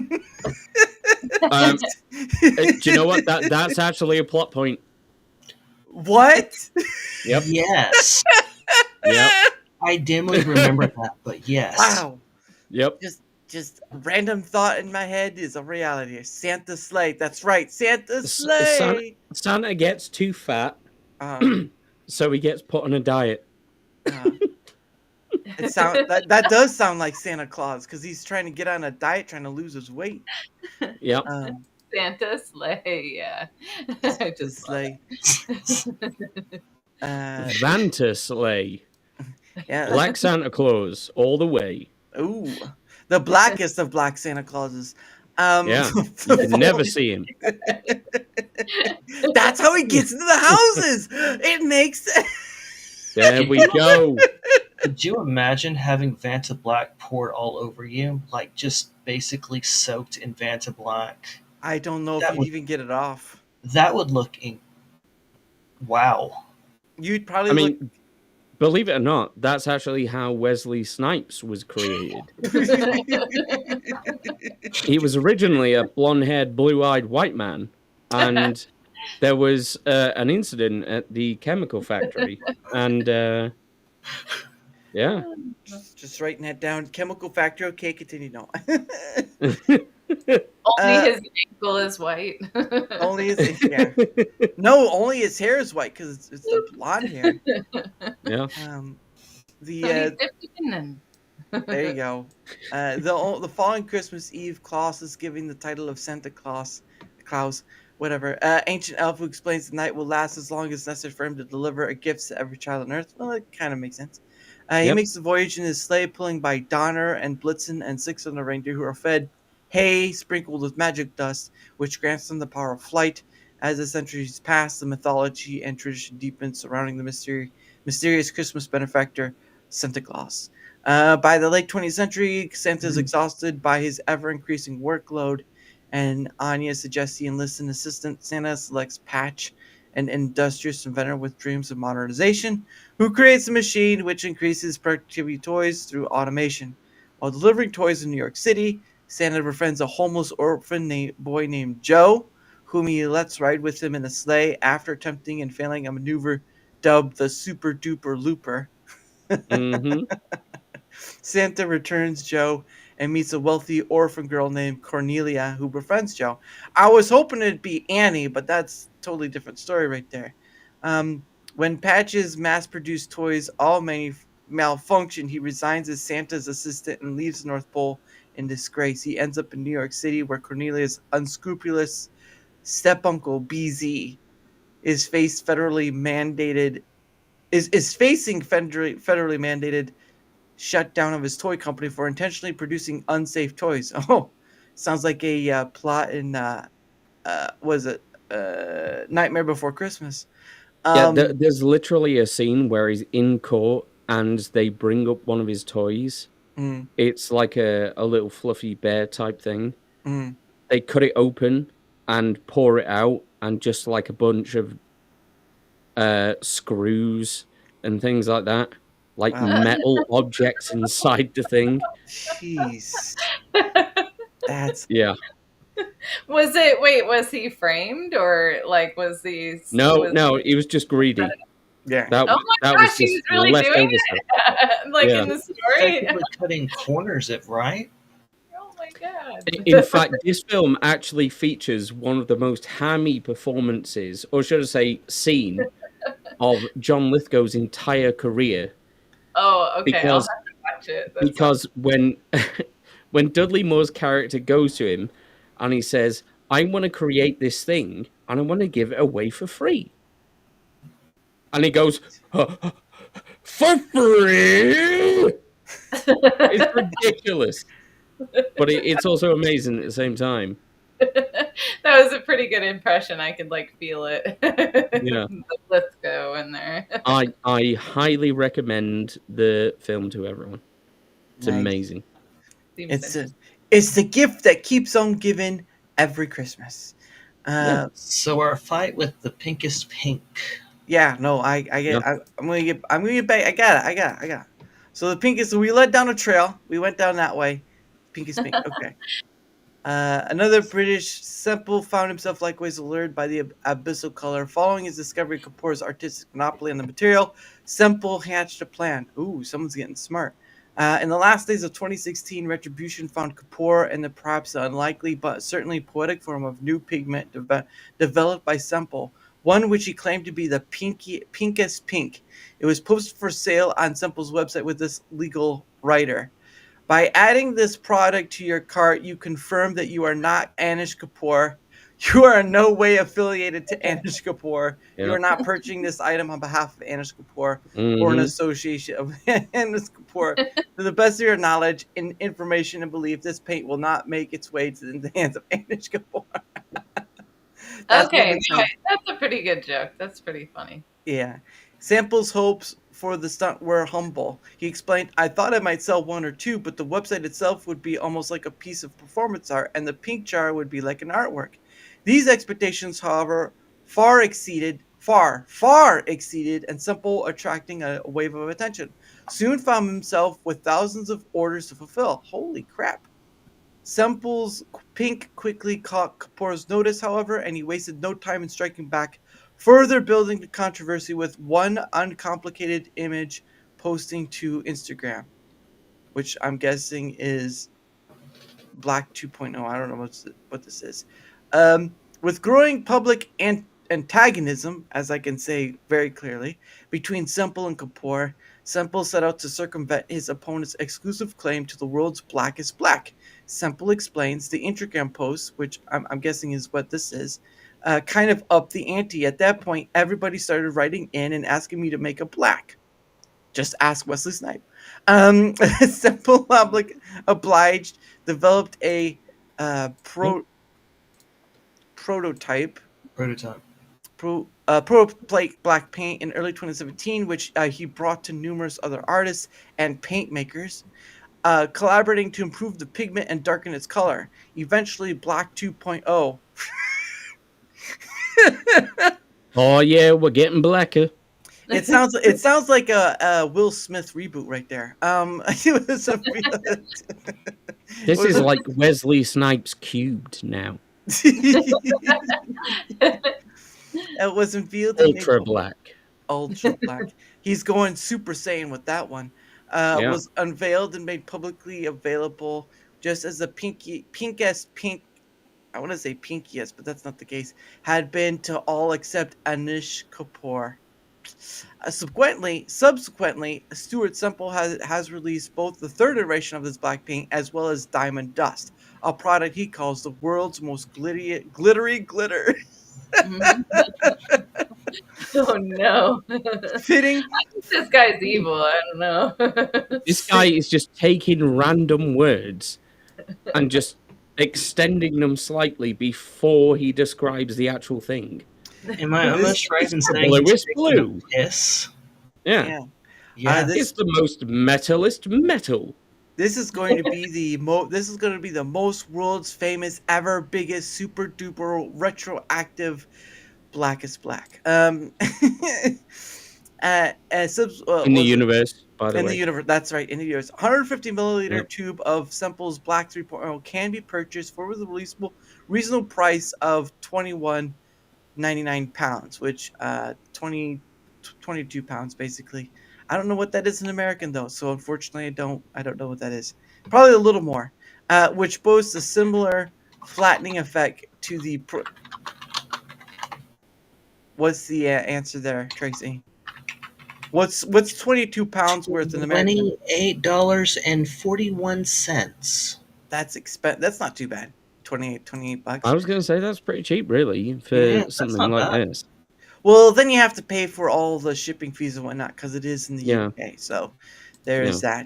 that. Which boasts a similar flattening effect to the prohibitively expensive Vanta Black. To date, Kapoor has been able to make only sparing use of Vanta Black due to the extreme expense and difficulty of producing large quantities of the material. So, in other words, suck it. Blacker than Vanta Black. Wow. So you got looks like a diamond or something here, and it's been painted, and you could barely see it. That's black.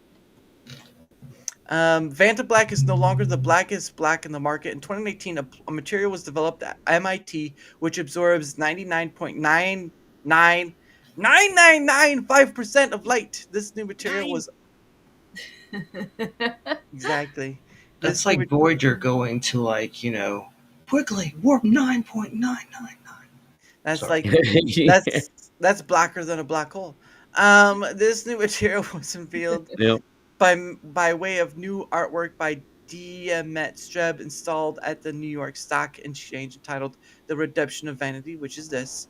The piece consists of a single diamond coated in this new darkest material, thus appearing as an absolute void, which it does. It's like the image itself has been taken away, basically. It's literally blacker than the black background. Exactly. Yeah. Further, Streb and the team of engineers at MIT Boston released this statement alongside the artwork.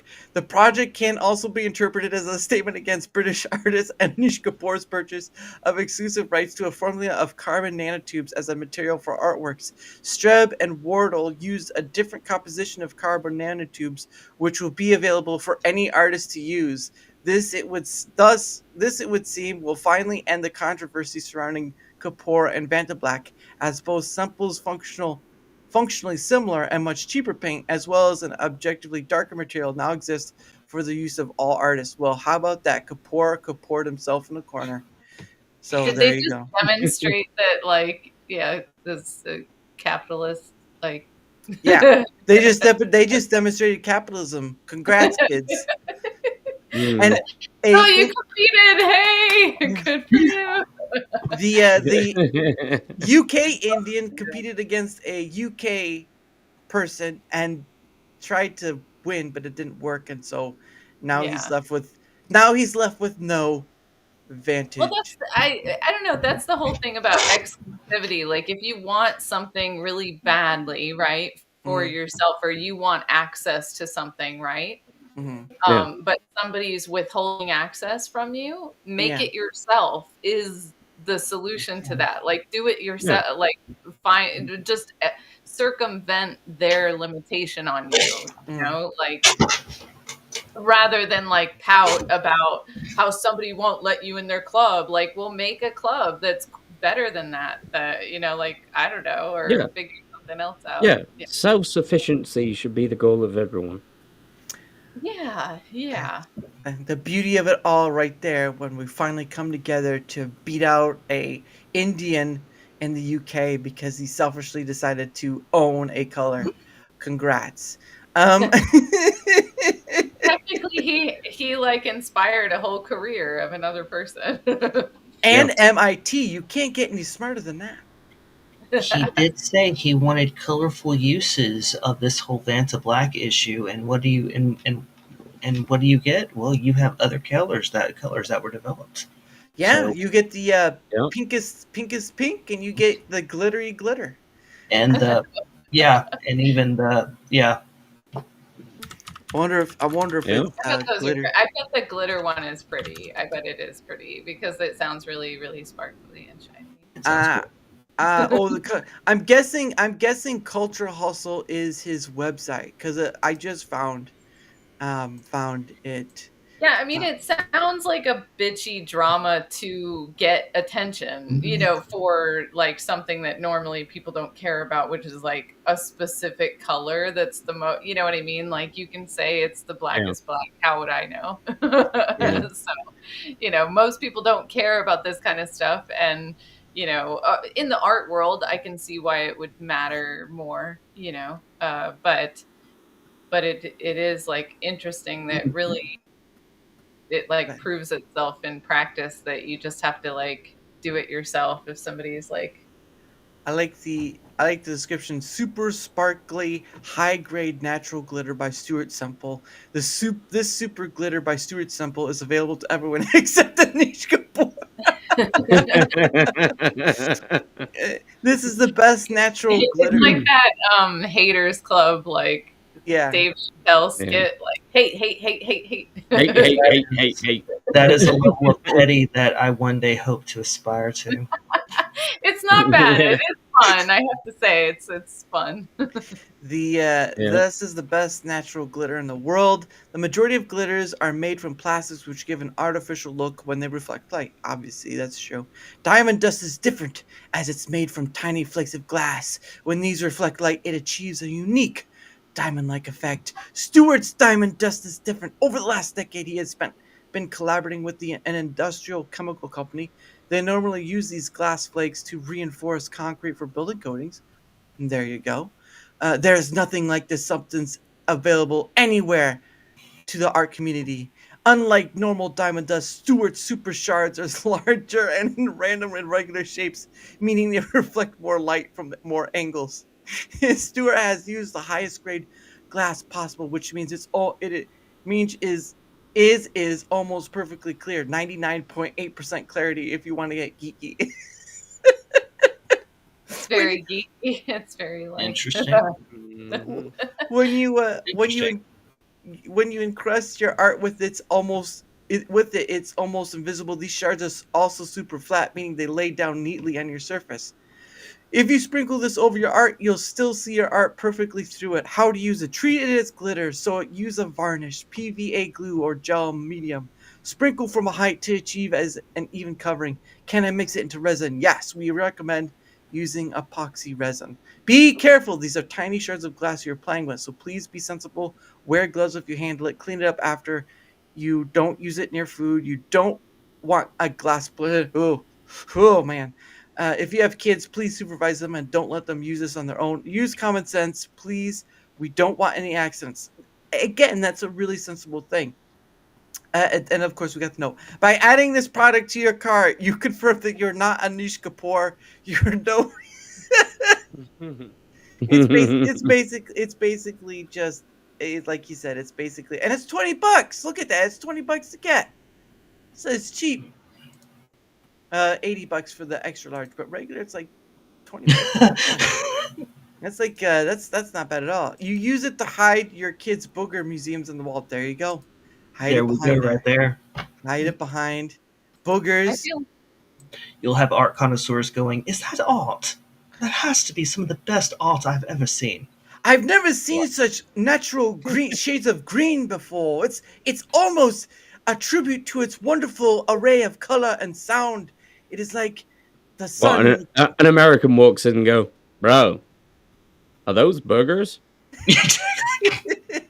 That looks like snot right there. Are you sure that's art? and That's some bullshit. a Brit and an American walk into an art museum, and they both say, something like that. I don't know. It just a Brit and an American walk into a modern art museum. They're both disgusted. They burn it to the ground. And then they write Anish Kapoor did it. He was goblins. nose goblins. Oh, I see that. That's hilarious. Yeah, sometimes kids are nose goblins, but then again, you have adults who are nose goblins too, and they're not ashamed about it. So there's that too. Yeah, I think we all know those adults who kind of just stick it up the nose and take it out and spread it everywhere else. So they do Oh. exist. Yeah. What is that a thing? Hey, adults. There are a lot of adults that do stupid things. All right, I'm not gonna try to point fingers here. Dara, Exactly. you have something to tell us. The No. comment in chat, they're digging for gold. They're gold diggers. And they might buy some 24 karat stuff in there. They might be able to sell it. You know, that's the There trick. you go. There you go. Then he'd be like at an auction, like, there, but I have 24 gold picked for nose right there. $5,000. 10,000, 20,000 right over there. So for Nah. $39.99. There you go. I ain't saying she a gold digger. I'm just saying she doesn't appreciate modern art. I always say, get me one while you're in there. I don't know if I want anything to do with that, but oh man, the thought I'm gonna have to get out of my head now. The Booger Museum. I was like, Welcome to the Booger Museum, old chap. Here we have the greatest selection of bogies the world has ever seen. We purchased some, and some we just stole from Conquest. Yeah. This is not as gross, but there's like that wall of bubble gum in San Francisco or something. Yeah. I've heard of that one. Ugh. Mm. I'm really the Captain Tor. It's getting bogey in here. Ugh. But It's getting booger in here. It's getting booger. Ah-ha! That's from a long time ago. That's our number one song from the Black Eyed Beans, and it's gone downhill from there. Sounds like a government project. It probably was too. It just is. Will this booger give you mind control over your neighbor? Sir, it's not really doing anything. Then it's a failed project. Son of a bitch. But anyway, it is it is getting close to the 3rd hour mark, and I think we're gonna start closing it off from there because I'm starting to feel it, and I don't want to keep them. They're not my. They're not. Point, right? Yeah, I mean, it's fun, and I love you all, but I've got to go. I like you guys now. Yeah. I'm the kind of person that never wants the party to end, though. That's the problem. Yeah, That's why I stay awake for like a week on end. I don't want to keep you up too much. If you choose them with one on your fingers, they'll do anything for you. Stop. What, are we getting tips now? Booger tips. Booger tips. Here's a tip. Welcome to the Pro Nose Picking channel. Mind control science right there. Yep. Where we tell you all about picking your nose. The elevator. The side swiper. There's that cartoon Home Movies. Have you ever seen that? It's about like the little kids that make home videos or whatever, right? Yeah. And the same guy who came up with Metalocalypse created home movies. Yeah. Great series. Yeah. And there's an episode of Home Movies where, because they're kids, right? And he has a baby sister, and his baby sister sticks a marble up her nose, and it gets stuck in there. So then he wants his older friend who's like in high school, like this guitarist guy, to write a song. So they write a song for the kid, and it's like a metal song, and it's like, don't stick marbles up your nose. Don't stick them up your nose. And it has a whole, but then they play it to kids, and then it makes more kids put marbles in their nose. Oh, yeah. That's how it starts. Just remember, kids, when you get old enough, you can do it of your own volition, and no one will tell you otherwise. And there are some stories with adults where they stick thermometers up their butt. So yeah, there you go. Yeah. And not Or, just or perhaps even alcohol-soaked tampons and many other things. oh. And then you can have a grand old time. You know, no, Don't get any ideas, dear Lord. Please let's stop with the no. idea. I'm reminded of a certain fraternity that does a certain thing, and it's faster to absorb the alcohol too.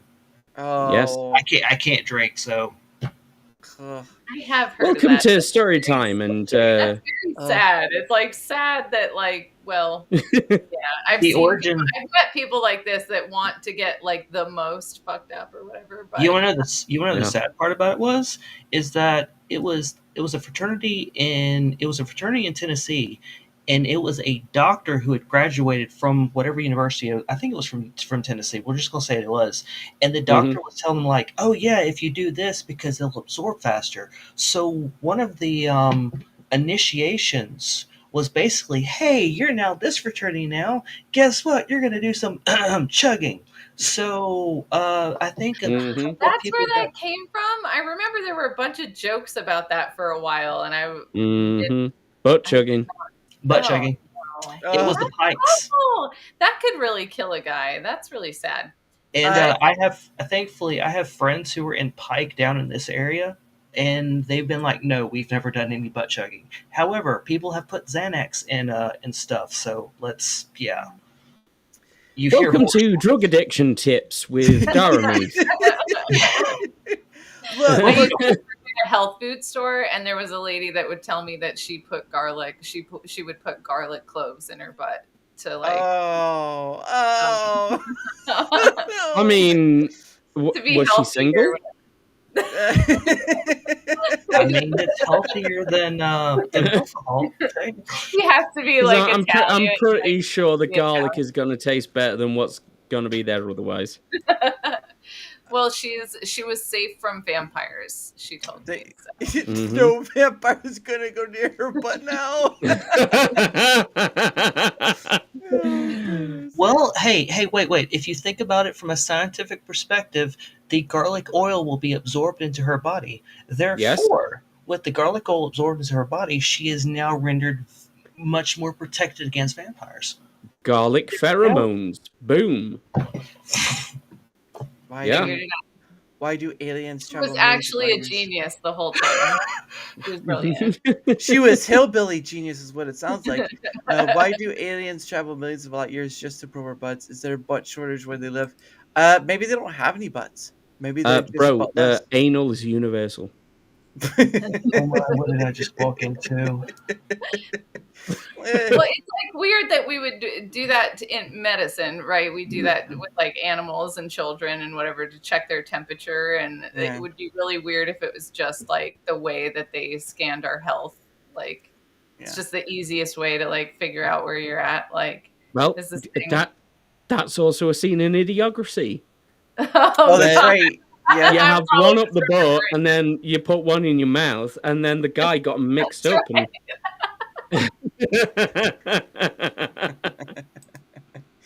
Yeah, Oh, no. that was that. I remember that. Close to home. That's why that movie is like. Well, and the funny thing is that it's played by Justin Long, who does the doctor thing, and then he's like, "The machine says you're an idiot."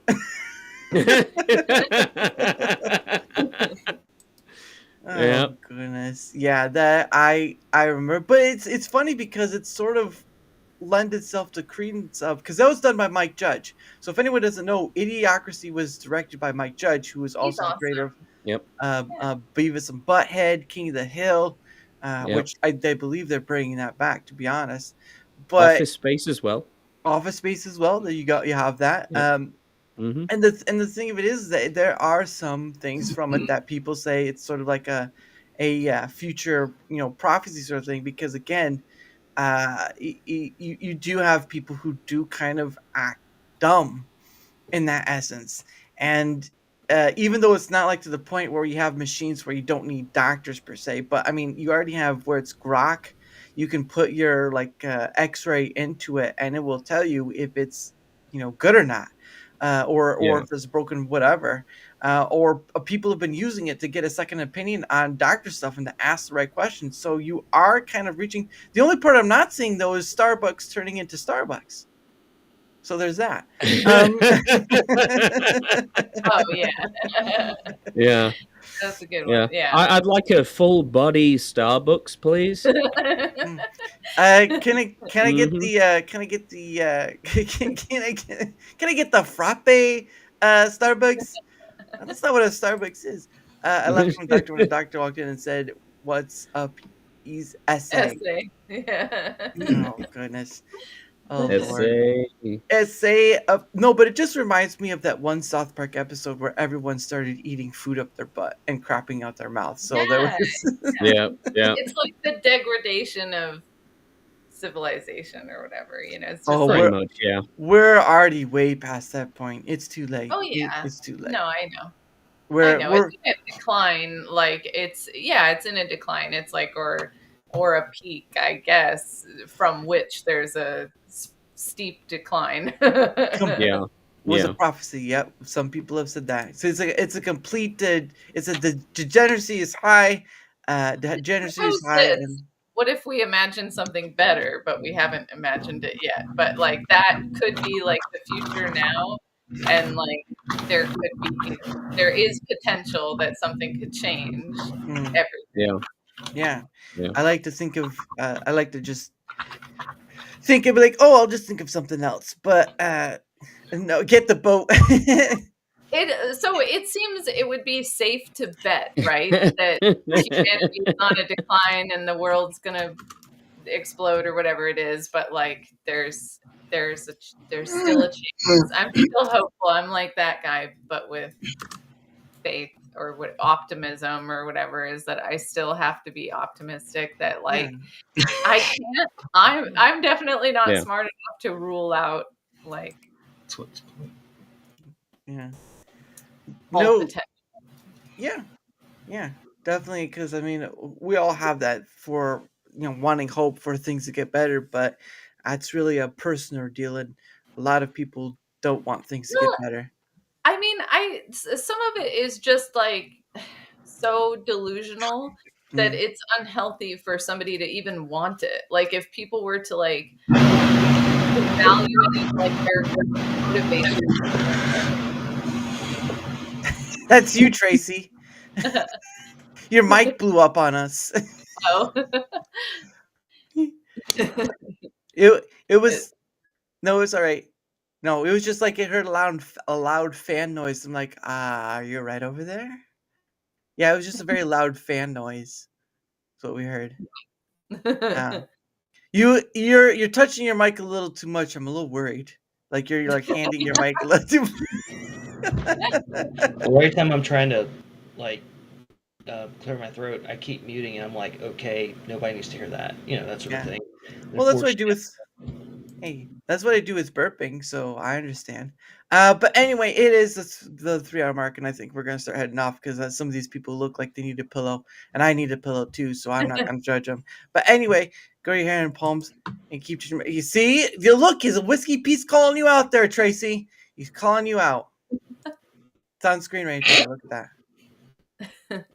Such monkeys in the zoo I'm dealing with. But anyway, we're gonna do our promotion stuff first, and then we're kind of gonna go through things, and then we're gonna end on question from a hat. If you go blind, you touching your mic. Don't touch your mic so much. No, not that one. No, over to the left. Over to the left. Anyway, of course, basically what I do is for this is people promote themselves, and then we might stay on for a little bit if people want to, but it's mostly just going to be behind the scenes. So thank you all for coming, all those in chat, whether you're on the Rumble side or YouTube side, and of course, Tracy, just go ahead and promote your stuff. Sure. Hello, my name is Tracy Reeves. You can find me on Twitter at timepest@gmail.com, as well as YouTube. At Stellar Patterson. I believe the link tree has already been posted, so you can find me through those various things. And bad. People are bad. Go ahead, keep going. Yeah, his link tree is down below in the description. Yeah. Yeah. I do recommend that if you are remotely interested, actually, hold on. You can pop that up, and that just shows my blog spot, and it shows a little bit better stuff. Yep. Thank you. Oh, come on. Got it. Rumbles. There you go. There's Tracy blog spot. I will add to that for the whole promotion. You Yeah. got stuff from maps to a solar system data, which, believe it or not, I've aside from a gravity calculator, I've started to put that thing into Universe Sandbox just to see what happens, along with habitable zones, moon data, days of the month, even prologues. Even prologues are in there, so working prologues are also in there as well. Nice. That's really all for me. And again, his link tree, his links are down below on either Rumble or YouTube. Because the guy is cool. He's an author trying to make his own universe. Well, he probably thinks he's not cool, but I'll just leave it at that. But anyway, I'm glad he's able to come on, and of course, again, his links are down below. Really, my other two guests don't have very much to promote, but I'm glad they're here regardless. Even if you can't see Abe, you can hear Abe, and Abe is good. So Yeah. Yes, I am. let's just leave it. I'm gonna leave him at a 6 out of 10, but don't tell him that. Well, I'm actually going to be bringing out some videos soon. So, so you're gonna get big and stylish like some content creators. yeah, I'm going to step out the shadows a little bit. All right. Well, Hey, Dara, IGN gives him a 7 out of 10. So, hey, Mm-hmm. there you go. We'll take that. But anyway, from my end of things, whether you're on the Rumble side or whether you're on the YouTube side, if you wouldn't mind leaving a like, sharing the content, leaving a comment or follow, anything that helps with the engagement factor is much appreciated, because not only does it help in being seen more, like all content creators want to. I mean, obviously, otherwise it'd be just whatever. But it also helps in having other people on, like my wonderful guests here, who have been gracious with their time and their looks, because Lord knows I couldn't sell myself in that regard to get people to watch. But anyway, I am thankful for them. And I appreciate it. So any help with the engagement factor on either end is much appreciated. Of course, I have a link down below as well on either Rumble or YouTube. You can go down there. I have my Twitter X, my email, my Discord thing, but it's mostly just for DMing. That's His all. OnlyFans. Well, there is no such thing as that for me. But it's all down in the link below. And if you'd like to take on the opportunity to come yourself, we'll guess hashtag. Hashtag oh, God. No, it's a. I said your OnlyFans would be you and like precious stones. Like you would be like showing your precious rocks. Oh, hell yes. That can go a few different ways there, young ladies, so be careful. But anyway. Well, he'd start off with his 2 most precious rocks and then move on to the rest. Son of a bitch. You know what I'm saying, yeah. I know. But any help with the engage factor and link down below, I appreciate you all. And of course, tomorrow. Oh, thank you, Diana. Tomorrow, of course, when she asked to see your precious. No, we're not even gonna go there. But anyway, tomorrow the schedule goes out for next week, so keep an eye out for that, because next Saturday is Rumble Squared, and I'm gonna have 6 other people with me on, and that's going to be an interesting time altogether. So pray for me. But anyway, the schedule's going to be out tomorrow for next week. And of course, the last thing I do with my guests, I don't get paid enough for that. The last thing I do with my guest is my scenes for my hat. And no, Abe, you don't get to ask questions this time around. So, but anyway, the deal with the questions from the hat is that I get to ask my guests 2 questions, and if people would like to have more than 2 questions, well, they get 2 freebie questions, obviously. But If people would like to have more than those 2 questions asked, then we need to give a rumble rant because I'm not monetizing YouTube. I'm too far away from that. So any more than the 2, you got to give a rumble rant. So I'm gonna go for the first one, and we'll each of you answer one accordingly. So let's see. My eyes are closed. I'm trying to reach into the. There we go. Here's the first one, Oh, and this one is. What's a childhood memory that still makes you smile? Go for it, Zora. The mural that used to be next to my house. My Uh, dad painted it on the fruit stand that was like next to our house. So it was just like a block building, mm, and then our house was right next to it. So people from around that area everyone knew the mural. So like I thought my dad was like a famous artist mm, because everybody knew his mural. You know what I'm mm. saying? Like when I Yeah, was a little kid, people would be like, "Oh, I know that parrot," you know? So, nice. No, that's pretty awesome. Tracy, for you. so at one point when I was a kid, we used to have a tradition of sitting on up all night before Fourth of July as the pig cooked. Mm, And it was usually myself, my dad, and my brother. And wow, that does bring back a good memory. We actually, I wound up at least on 2 occasions able to do the entire night, and it was just the 3 of us. I was a little bitty thing. I still am a little bitty thing. Um, that sounds so fun. it was just us and the grill and everything. It was a lot of fun. I'm good memories.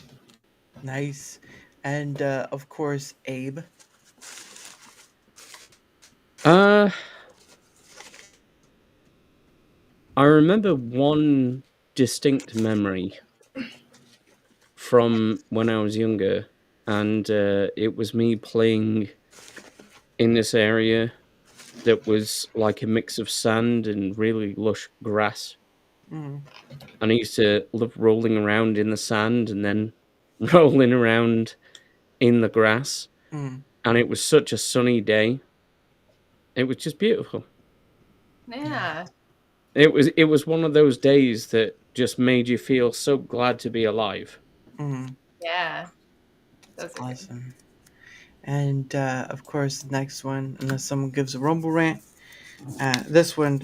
Ooh, this one looks easy. What's your favorite day of the week, Tracy? It definitely isn't a Monday. Oh wow. It it might come down to a Friday or a Saturday. Maybe a Saturday. Yeah, we'll go with Saturday. It just feels like the week has come to a conclusion. So yeah, it has come to a conclusion, and it's just a day to relax. Well, I go to the gym, but a day to relax. Yeah, Hmm. but yeah. Nice. And Yeah. you, Abe? My first instinct is to say it hasn't been invented yet. Um, but if I was pushed, I would probably also go with the Saturday because it's almost the end of that week, Mm, and then Sunday's a complete rest day, and nice. yeah, Saturday's nice and chill. Awesome. And of course, our last but not least, the lovely Zora. What is your answer? I don't know. I think they're right. I think Saturday is it's like if you're going to rate it, but Friday's definitely great because you're full of hope. I like Friday because after I Hmm. get off work, I'm so hopeful about all this stuff I'm not going to get done over the weekend, but I'm totally delusional about like being able to Yeah, like get my life together in a weekend. So, That's yeah. awesome. Yeah, I Saturday getting the weekend is for like that for a lot of people. But when I'm at my job and Friday comes around, it's I've sort of say to them, it's like you do realize that Monday's just right around the corner, and this is just an extended break, and it's sort of like one of those things where you work throughout the weekend. It's like the weekend is nothing but a long pause for your job, and it's just like, It doesn't feel enough. Yeah. yeah, Option. An yeah. extended break is better than no break, though. That is true. No one likes to feel like they're working in a Chinese sweatshop. Uh, like that. Yeah. But anyway, that is the end of it. Of course, I'd like to thank all those on either end. Not Wednesday. Not Wednesday. Let's I do love a Wednesday. I love a Wednesday. see. There you go. Again, uh, want to work weekends and get the week off. Yeah, but then again, if you get off too long, you start getting fidgety like a cabin fever. So you have to be careful with Wednesday's that. child is full of hope. Thursday's child is already doing dope. Friday's child is addicted to meth. And, and Mondays is going back all over it again. Um, anyway, anyway, that is the end of another wonderful and successful Dara's Hangout Den. I thank all the people who came in the chat. I appreciate you all, whether you're on the Rumble side, whether on the YouTube side, doesn't matter which side you're on. I appreciate you all, and of course, I'd like to thank all my lovely guests. Even though it is a time to harangue and wrangle people, I appreciate you all. You guys are why I do this, to kind of bring people together who don't know each other or may have never had a chance to meet each other, and now you have. Who knows what happens next? But the point of the matter is for a moment in time we have smattered and collided, and we get to go back to where we were, and who knows what happens. But after that, I thank you all. And again, don't forget to look for tomorrow's send out of the schedule, which I post on X. But anyway, guys, as always, I end the show with, hold on, where is it at? Abe, you've been here long enough. What do I end the show with? One Day with You by Pogo. Oh Lord, there he is. I had to say have someone who's English to say it because sometimes it sounds a lot better. But anyway, That did sound really good. anyway, don't forget to mute your mic so that it doesn't bleed into music. And I will see you all Monday. Bye, everyone. Bye.